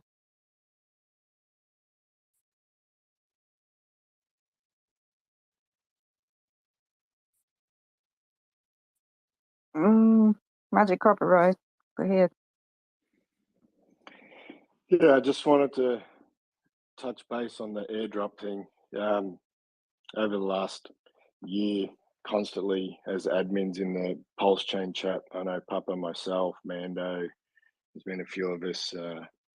We just constantly get asked about airdrops and are they safe? And obviously, you can see that stuff in Twitter when people announce airdrops, and there's going to be a lot more airdrops in the future on Pulse Chain. So I can't say too much at the moment, but Papa and Magic Carpet Ride are working towards something soon regarding airdrops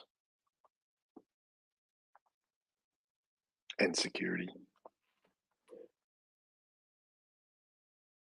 Well, I noticed in Spaces on Saturdays, I forgot what time on Saturdays, but Saturdays they host a security space for people that have questions about security. John McCoy usually hosts it, I believe. And he's really cool, super knowledgeable. Papa and myself and John are all. Oh yeah, Magic Carpet Ride also, we are and Papa gonna catch Boner. up.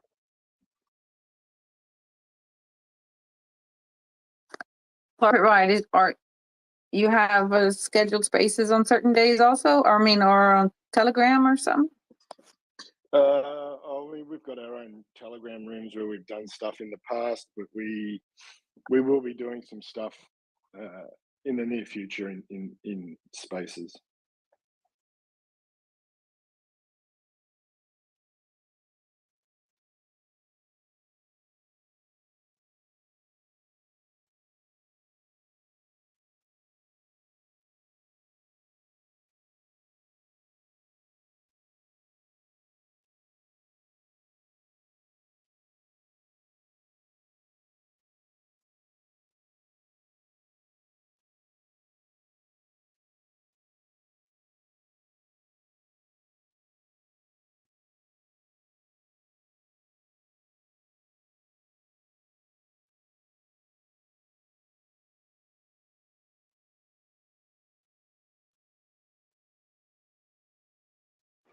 Speaking of security risks, I'm now driving my truck without my glasses and one eye open.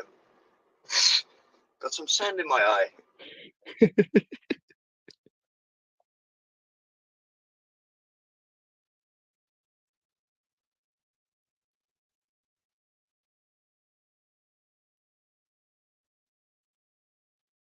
eye. Oh yeah, and playing with your phone. Yeah. Mm-hmm.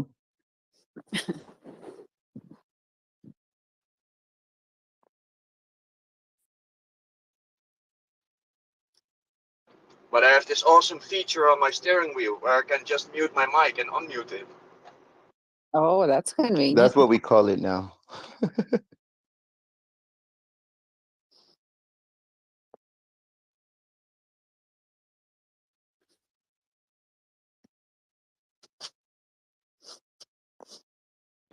If it wasn't connected on Bluetooth, I wouldn't be calling in right now.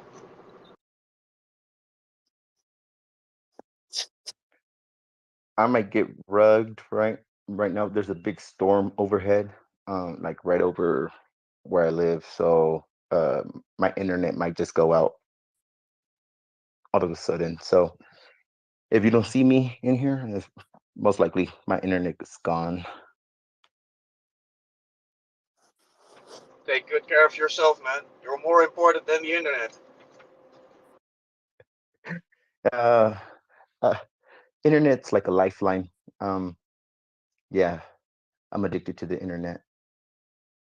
I think we all are. Yeah, but you should be more addicted to your health, man. The internet can be restored at any time. Your health can't. Oh, that's for sure. Jeffro, go ahead. You know what I think it's funny? I'm from Europe, you know. Everything here is ran underground. And when I see storms in America, you see phone poles ripped out, internet cords being shredded, like power stations. I mean, you're so far advanced. Put all the shit under the ground, man. Yeah, right. Yeah. Yeah, so some of the bigger cities have it underground, but I don't know. America is such a big area and grew so fast that it's just I think communities just threw shit up to make it work, and it just was easier to put it on top of the ground than underground a lot of times. But yeah, we deal Well, with back it. in the days, they didn't have the tech to bore under like, city streets or, under sidewalks and stuff like that. So, but Right. now they do. So they kind of like merge both aerial and underground. Yeah, they're slowly integrating. Okay, right. Mhm. Jeffro, go ahead, Jeffro. Thanks for that. I'm gonna bombard you with questions today.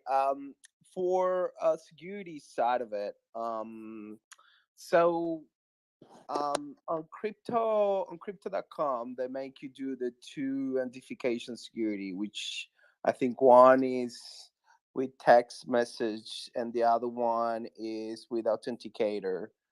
Well, my question here is, what's the most secure and the best way to breach your fiat to crypto, like your dollars, and buy hacks, for example? What's the most secure way? Because I'm concerned of that SIM swapping or get Yeah, hacked. authenticator. Yeah, so authenticator is better for that risk of SIM swaps.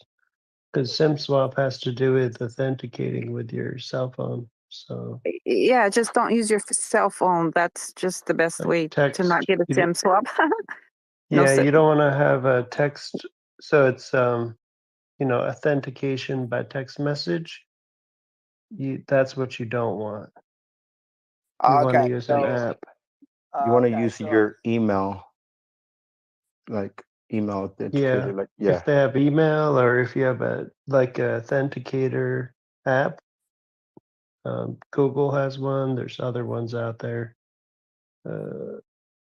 Probably most big companies have them now, like I use Microsoft, crypto.com. You Duo. got to be careful with crypto.com because they will stop you from removing your coins from their platform. Like when like certain events, like the market crash or something like that, they will literally prevent you from exiting or moving your crypto into a private wallet, and then they'll say it's a 24-hour hold or whatnot. So the sooner the better. Put it in a private wallet. Yeah, I mean, yeah, I never put money in, leave money on there, but with I transfer my fiat in the computer, not with my phone, right? Correct. Correct. Yeah. Log into your crypto.com on the computer. Don't do transactions on your phone, and don't get text message verifications. If is that what you're asking? Yeah. So do you guys have, what do you guys, in this panel, what do you guys use to transfer your fiat to Hex? I use Coinbase and I'll buy I don't know, USDC, and I'll send it to MetaMask address, off the DeFi wallet. And then once it's there, I'll have to use the hard wallet to make exchanges and staking and whatnot. I go through crypto.com. I buy ETH or Polygon, and then I send that over to my MetaMask, and then I will jump either into Sushi Swap. No, I will jump into QuickSwap to get Hex, but you can't stake it, but you could hold the coin. And then Ethereum, I will go through 1inch to get my coins, and on the Ethereum side, you could stake it. Oh, let me just add that the QuickSwap Hex are not stake. Yeah, I mentioned that you can't. They're like wrap Hex, so you cannot stake those But you without. could hold it in your wallet. Yeah, but you more can't stake them. importantly, right now they're not going to get forked. So when the Oh, Pulse they're not? chain launches, no. Yeah, So you when need the to Pulse bridge them chain over. launches, it's because it's an entirely different chain than Ethereum. Yeah. So Okay. you can buy them there. That's fine, but you will need to bridge them over to Ethereum chain if you want the copy.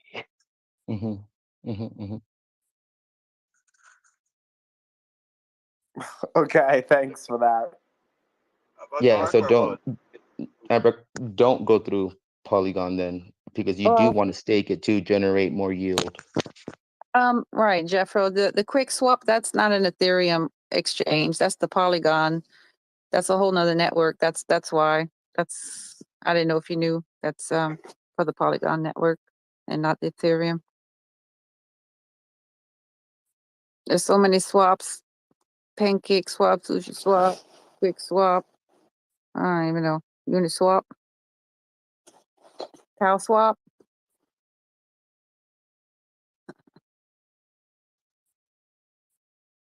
So has anyone seen the hardware wallet that Rackham Rishal yesterday posted? Looks kind of neat. No. What's it called?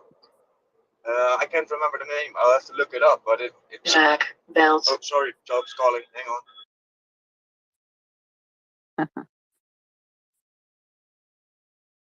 on. Who? Who Job. posted a wallet? He said Rackham posted some kind of wallet. I don't know. Probably the Engrave. No, Rackham posted about the Engrave in the past. Oh, somebody who was talking about that. Yeah, they were talking about it earlier. Yeah, yesterday someone showed us that. Maybe Poltergeist. Oh yeah. We had to talk about it last night. I think it was last night. Like all these days just run together. I don't know when was when.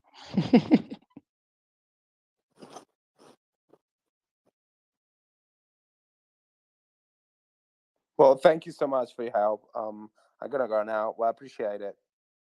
Very All right. helpful. Have a good one. Have a good evening.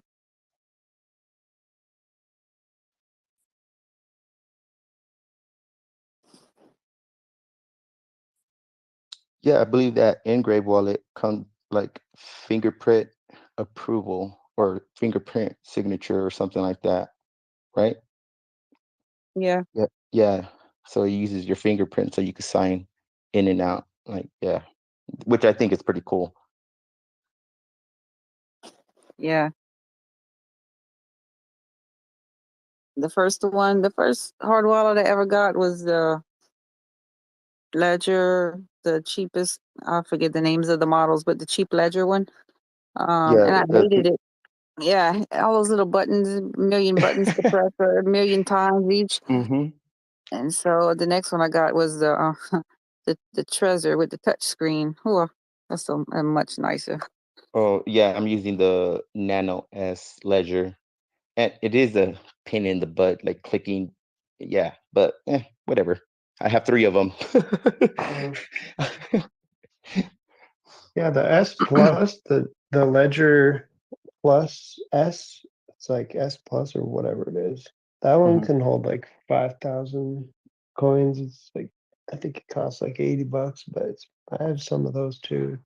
I have I'm the not worried Trezor. about how many coins it can hold because I don't plan on holding that many. But Yeah, I I just want know. ease of use. I guess that's what I'm concerned with is the ease of use. Uh, yeah. But everybody got their own priorities when it comes to whatever. Well, yeah, it depends on the blockchain too. So certain ones they don't even support Trezor. So Yeah, what are we doing about Pulse Chain? Do y'all know anything about? I think it's gonna work automatically because how I could just use it as a MetaMask front end, of course, but yeah, I don't I'm pretty know. sure yeah, using MetaMask front end is gonna work day one. And then the problem would be if you want to use like what is it? Trezor's app or Ledger's app. Either one of those may not show your coins. You might be able to add them though. I think they have an add feature now, but just using MetaMask should work for EVMs. I and I'm pretty sure about this just because of using Evmos, and Evmos is not compatible, but it still works because it's basically the same thing as Ethereum. You know, like they haven't really integrated Evmos into the ledger, but it still, works smooth.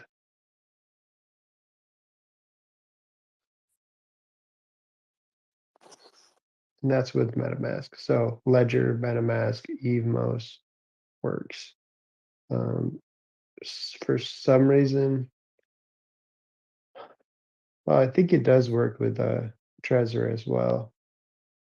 I just did Ledger because I'm going through to Cosmos, and once you go over to Cosmos, it doesn't work. They're not compatible.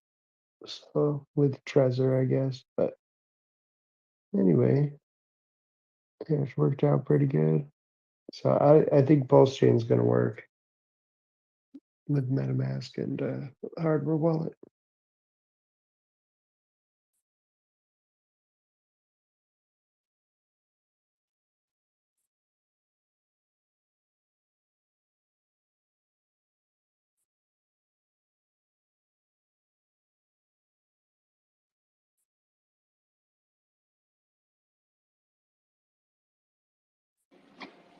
Yeah, MetaMask as a user interface for your Ledger or your Trezor for Pulse Chain will work. I mean, it's working right now on testnet.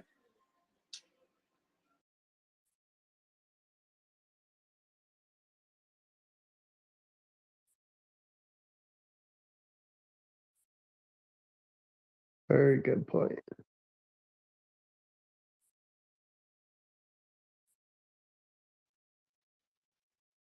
I haven't gotten that far in the testnet. I always use like only a dummy. Yeah, me too. I guess I didn't get that far. I just play around with the browser dummy wallet. So, but I do plan on once I get my airdrop, I plan on moving it to a new wallet so I could set that up prior.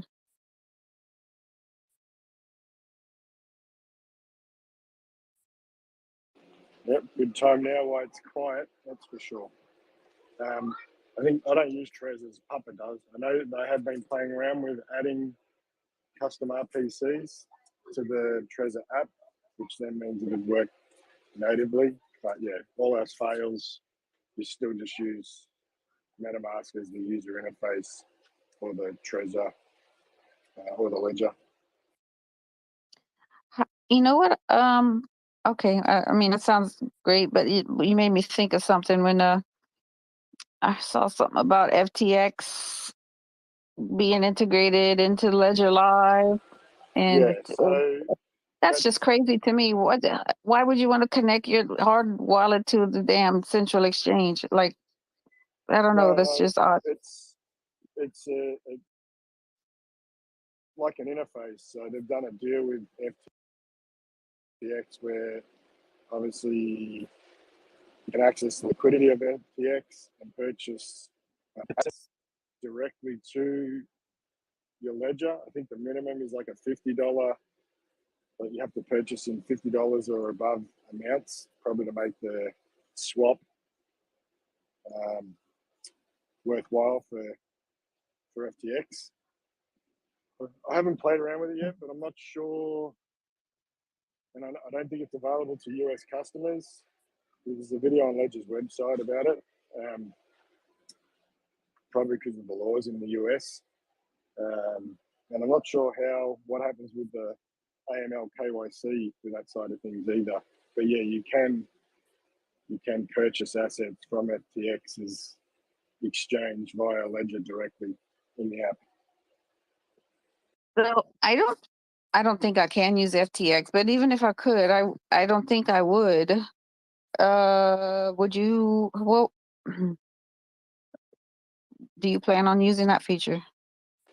I don't use FTX, but I mean, I use Binance in Australia as my on and off ramp. I mean, if it had the ability just to like get it from the Ledger app and I didn't have to like go through any extra hoops and the fees or any of the fees or transaction fees getting from, because normally if I onboard money to Binance, I'm generally sending it to Binance Smart Chain on my hardware wallet just for the fees, unless I'm trying to get something with Ethereum. It depends. If the gas is really high, I'll still do Binance Smart Chain, and then I'll do an atomic swap for Hex from the Binance side because I can avoid all the fees. But yeah, there could be instances where I'd use it if it made sense financially.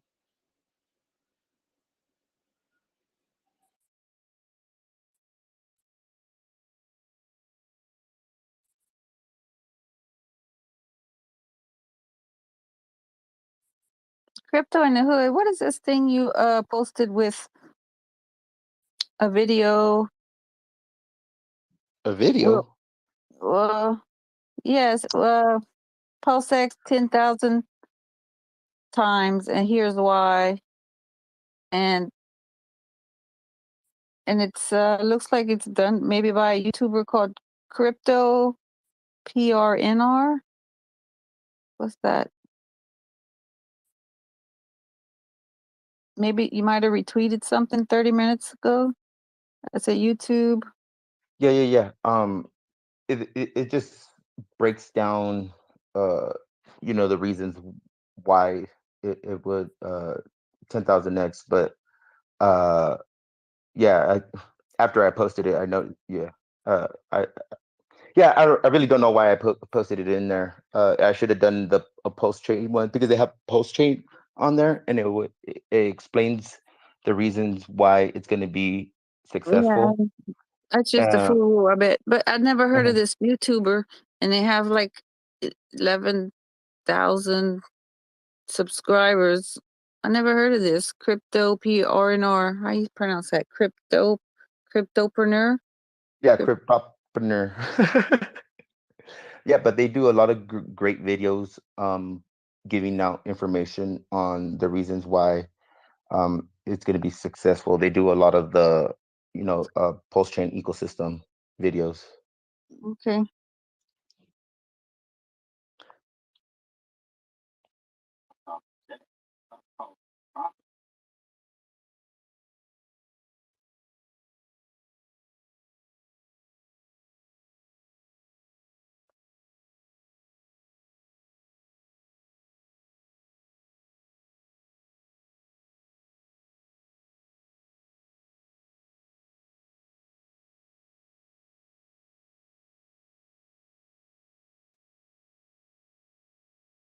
So later today, hopefully, I'll be able to buy a nice bag of Hex. I'm just gonna do just one big purchase. Well, it's not that big. It's only like $2,000, but yeah, I'm just gonna go ahead and do it. I'm not gonna wait for nothing, for no other dip. I'm just gonna go ahead and buy it. Yeah, yeah, this is the dip. Yeah, well, yeah, exactly. It's already down like 90%, so it's a great deal. So I'm just gonna get me a bag real quick, and yeah, and hopefully another one by Friday.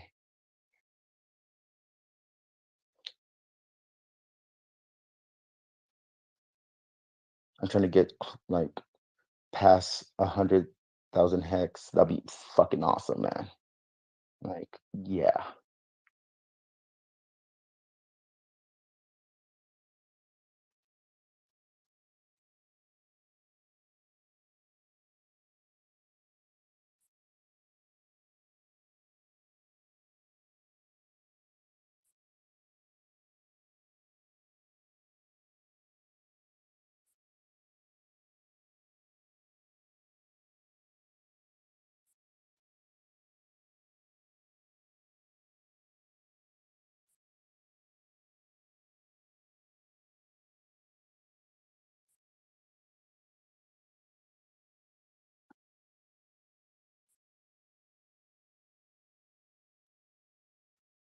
Yeah, so like with my calculation, like yeah, if I get it past 100K, once it goes back to all-time high, yeah, it's gonna be a nice little bag.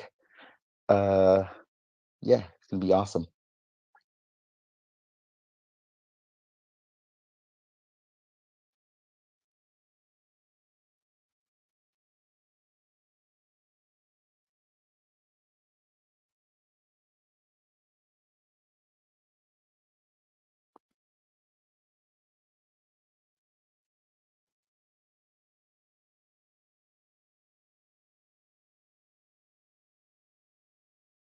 Oh, famous. We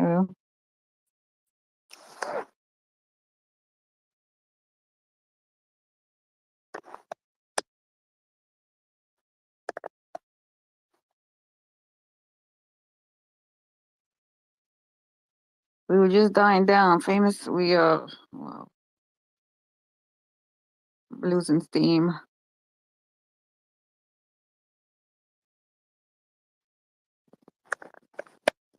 I wasn't surprised. Listening for like half an hour now. Time, man.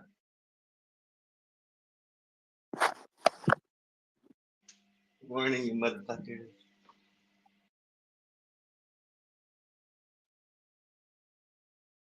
What up, famous? Shit, man. There's a motherfucker.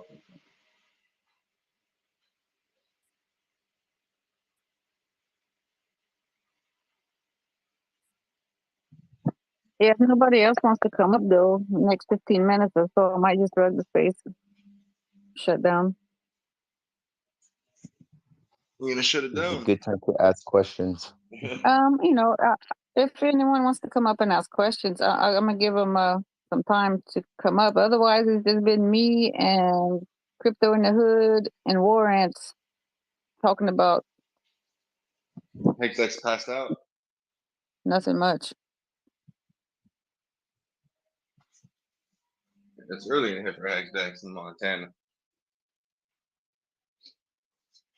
Montana's sleeping. I love it. I'm in Montana. Montana. French Montana. How about Hannah Montana? Oh, now you're being naughty. Now you're being naughty, man. Every time I hear Hannah Montana, man, I think about this meme that happened in Montreal of this girl who acted like fucking. It's too funny.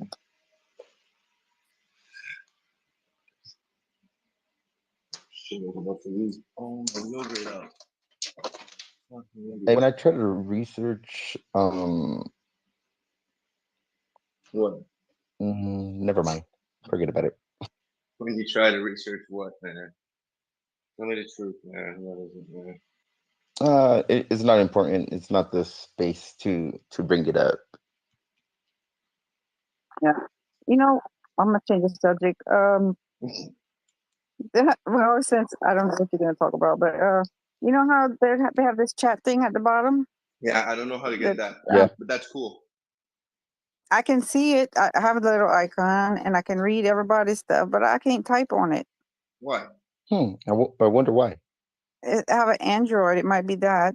Yeah. No, I'm using an Android. No, it works for me. So I click on it, and when I scroll down to the last message, there's no place to type. No, I they just probably glitched. I could I do this? Well, maybe it's because you're the host. But why wouldn't you be able to reply? Exactly. That's It doesn't weird. make sense. It's a tweet. They're just tweets, huh? I just pressed the reply button. I was thinking it was like a message system, like It the is. DMs have a place. It's a tweet. It's a tweet that acts like a DM, so everyone can just send their shit. Yeah, but do I have to click on the reply button to like the little chat icon looking I don't know. bubble? I clicked it and it allowed me to write right away. Mm. You're getting censored, Hexy. They know who you are. Yeah, I just click on the icon bubble, and then it says Okay. tweet your reply right here. You write Okay. whatever. Or maybe I can. Maybe I'm just Oh, stupid. ew. Ew, what the fuck was that?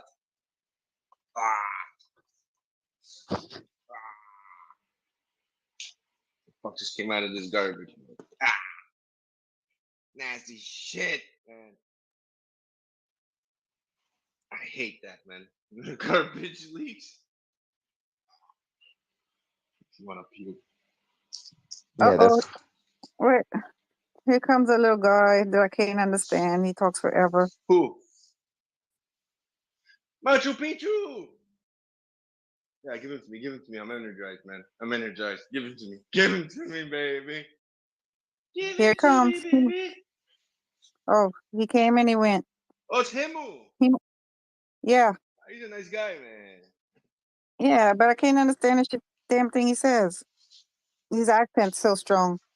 Yeah, man. It's a sad time. And he talks about, he rambles and rambles and rambles, and it's like, oh, man. Poor guy. He's listening. It's almost like, you can hear all the cars behind him, like all the honking, and it's like he's just riding his bicycles. That's what I picture, him just riding his bicycle or his little moped through town and talking his head off. Yeah. Sounds like a good fucking time, man.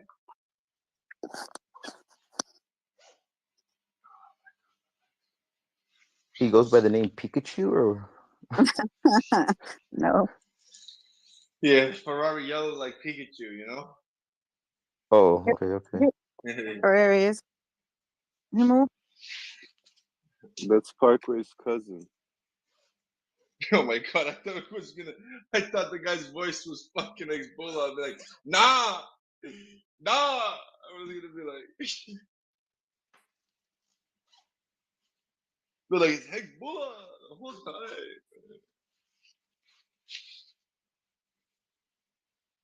Fucking Hezbollah, man. I don't see who you're talking about, but yeah. Himu. He's here hacking, man. You don't see Himu? Nope. Oh yeah, now I do. Hey guys, what's up? How's it going on? I've been Going pretty good, man. Just chilling right here. It's been a long time that I haven't could talk with you guys, so that's why I came today back again.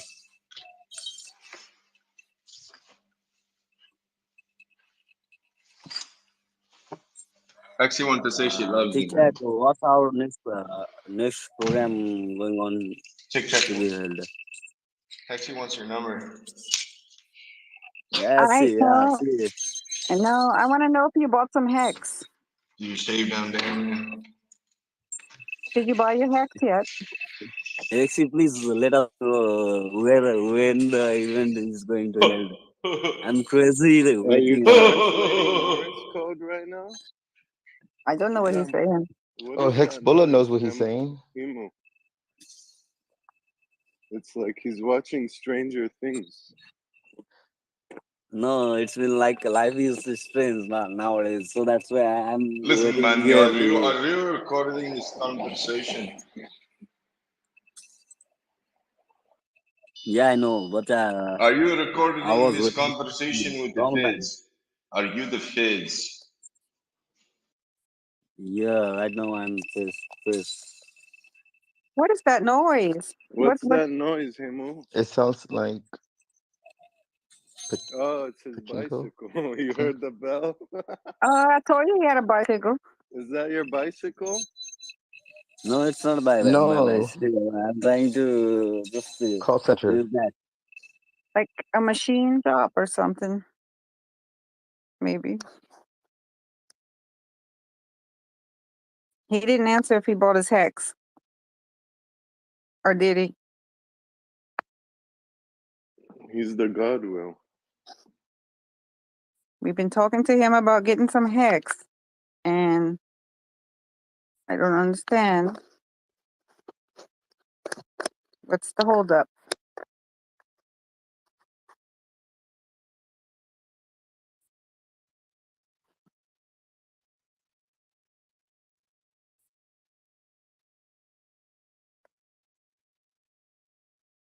Hemo, did you hear her question? Yeah, try I heard, but I could not answer in time because I was busy. You're busy? No, I was just busy doing one test match, so that's why I was putting you on.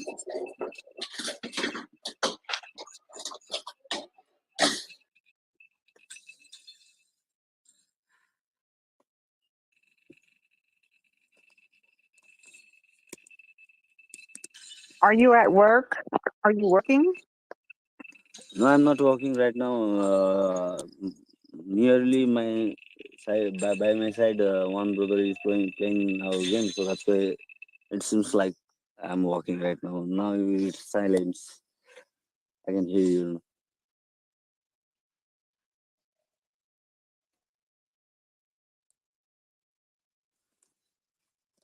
So did you end up buying Hex or do you own Hex? I'm right now planning to own Hex because it's been long time that I haven't visited a digital platform.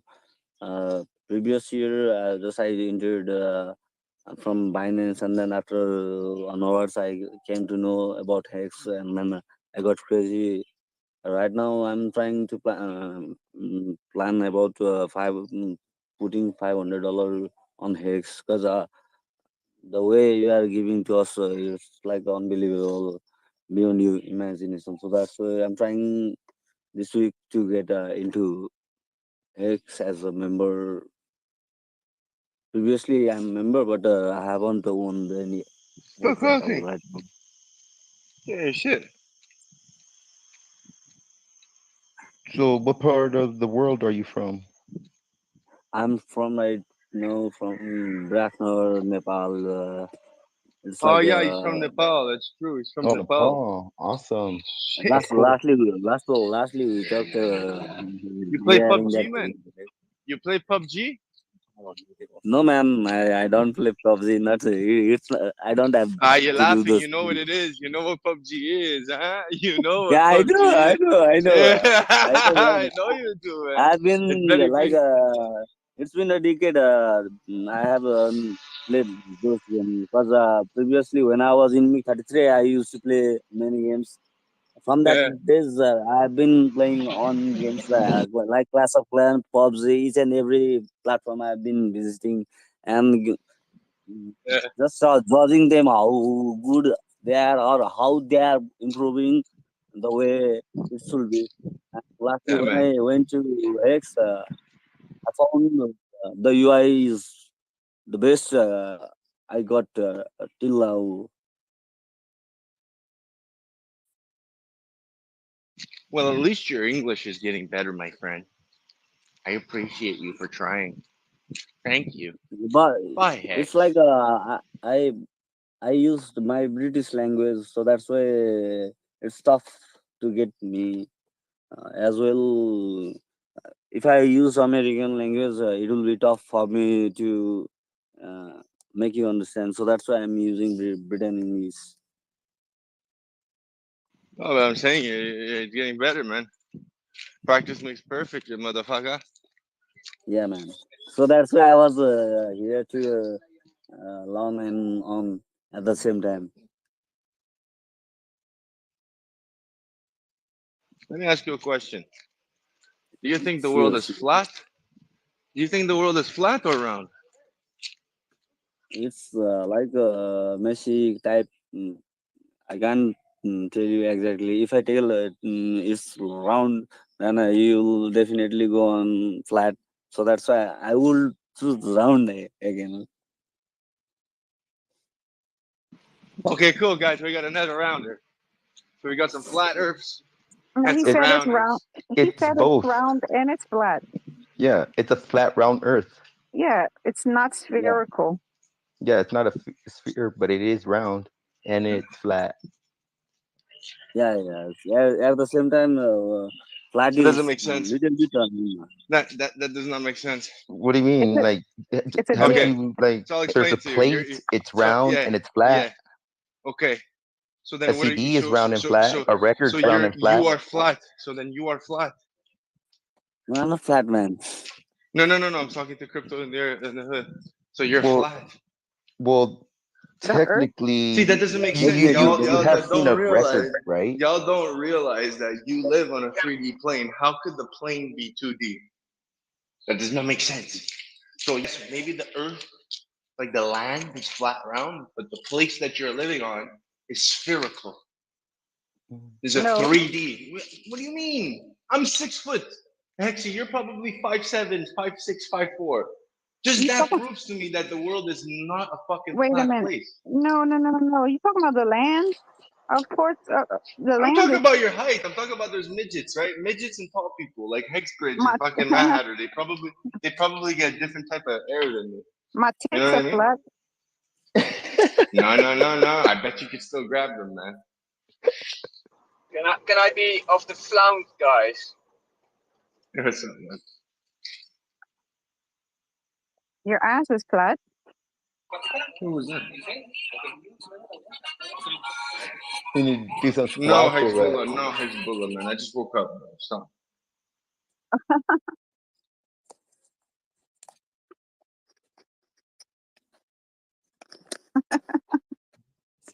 I think I need to leave right now.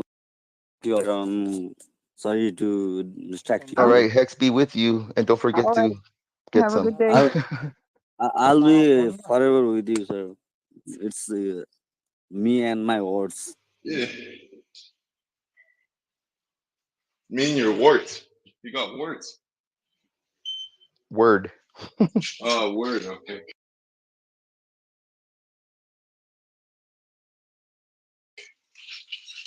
I heard you said you got a wart. Nepal. That's pretty cool, man. Like we're reaching all the way to Nepal. That's something I don't understand, man. I think we're all right here. We cannot be living. How can we not be on this? Anyway, living on it. I don't understand. Y'all can believe what you want. I know a midget when I see one. Hey, And how are nobody your tits watched. flat, Hexy? I need. How? I can't. I'm sorry. I couldn't continue the sentence. It's too early. Oh my god, this place feels fucking. Put on air conditioning. God damn. Whew. Foolish. I think I'm gonna close down the space though. I don't know if one of y'all want to open a space. I mean, 'cause there's all kinds of people. Fuck, man. Okay, Yeah. let me start this Well, page. let me tell you what you missed though, famous. We had a discussion between the Mando and the Cult Dow. What's his name, Mr. O or Muggsy? It was Muggsy, and Mando's in here, and we had a few people who was unhappy and had a discussion, and hopefully everybody just got their nerves calmed down. But it was What interesting. happened? It's What recorded happened? though. It's What recorded if happened? you want. No, you have to just listen because I don't want to have to. Okay, man. Sorry. No, I just don't want to forget things or make things sound like uh, one-sided. You know, my perception might be different than other people's perception. That's all. But it's recorded, so that's why I don't have to explain it. Right. So, good night, everybody. Peace, and thank you Good for night. holding the space. Here, give me 5 minutes. Give me 5 minutes. Let me start one. Okay. Hey, where is it? It's up your ass around the corner. Where's what? Who's talking? Bye, bro. And everybody else. Anyone else? Let me see. TJ. Everyone else is probably sleeping. They just like sitting there with their phone next to them. Hey, Magic, that cute. Holy shit. Oh, it's a war. magic, Mike's magic of Aragon. Flippin's flagging.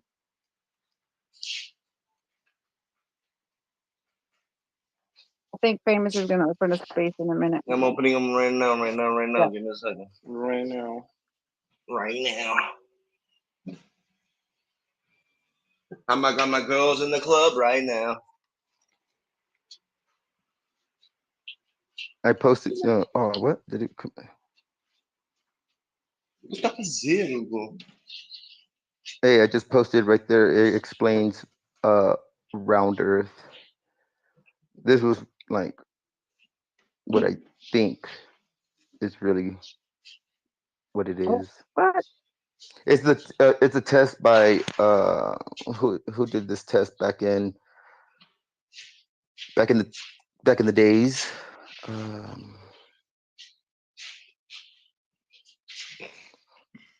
is it at? No, it's there. It's posted twice.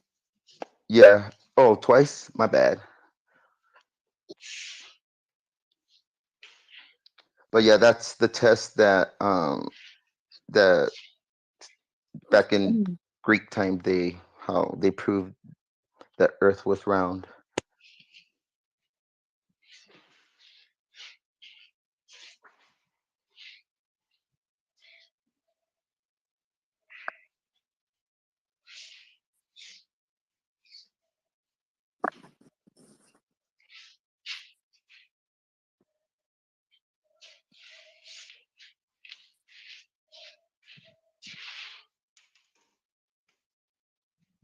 I forgot who did it. I think I forgot the name, but yeah.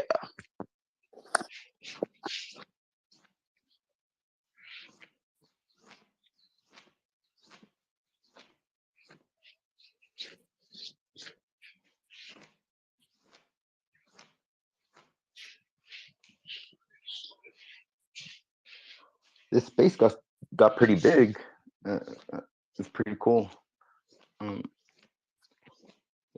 Yeah, like this late or early in the morning, have all the all these people jump in. Yeah, that was pretty cool.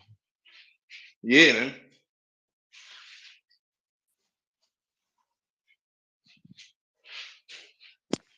Goes to show how awesome this community is. Oh hell yeah! I think it's great. Fuck yeah, man.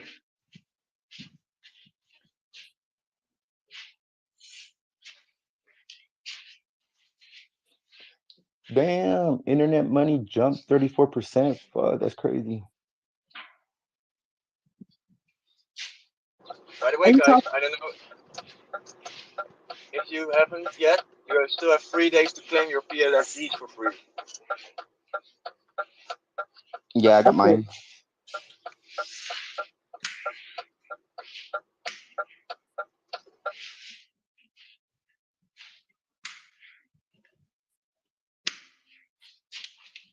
He's setting up that space famous. Sounds like he's sweeping. It sounds like Loading. a turn signal. No, the war ant had the turn signal. Oh, War ants always turning.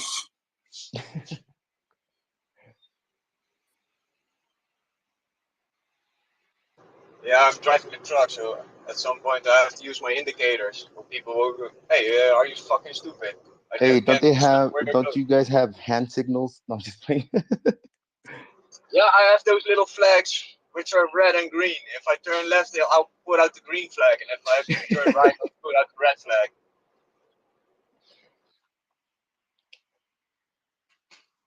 Over here, if you guys ever in Mexico and you're driving, man, they don't follow the rules, dude. Like, OMG. They have a saying, they got the license of God, so they don't really need a real license. Wow. We have You know what Yeah. my, they got their license with a pack of butter. you know what my grandmother says? She drives terrible, and she says, "You know, I'm old. I'm old. People knows that old people drive crazy like this." So she's like all over the place, on like cutting people off. She thinks she's privileged because she's old. Yeah, I tell my uncle that, like, I was like, hey, you know, if we were in the States, your license would be revoked. Like, you can't drive no more. And he's all, well, over here we could. I was like, that's risky.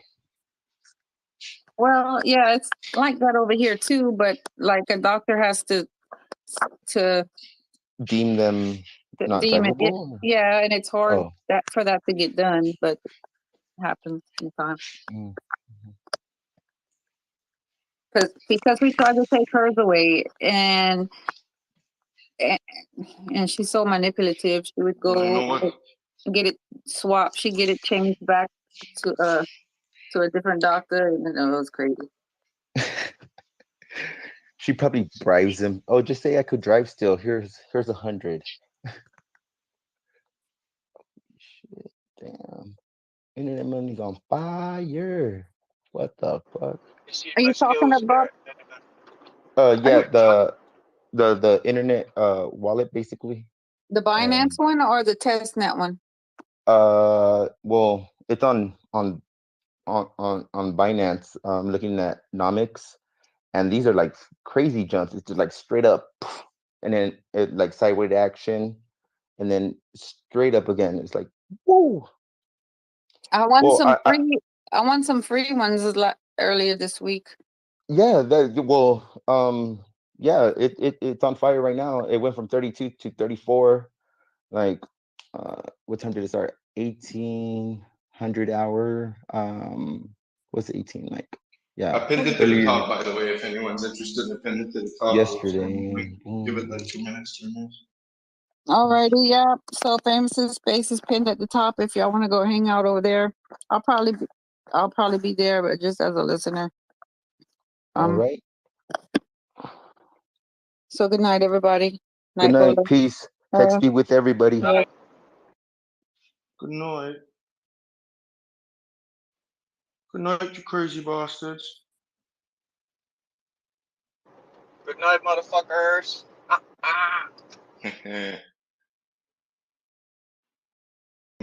love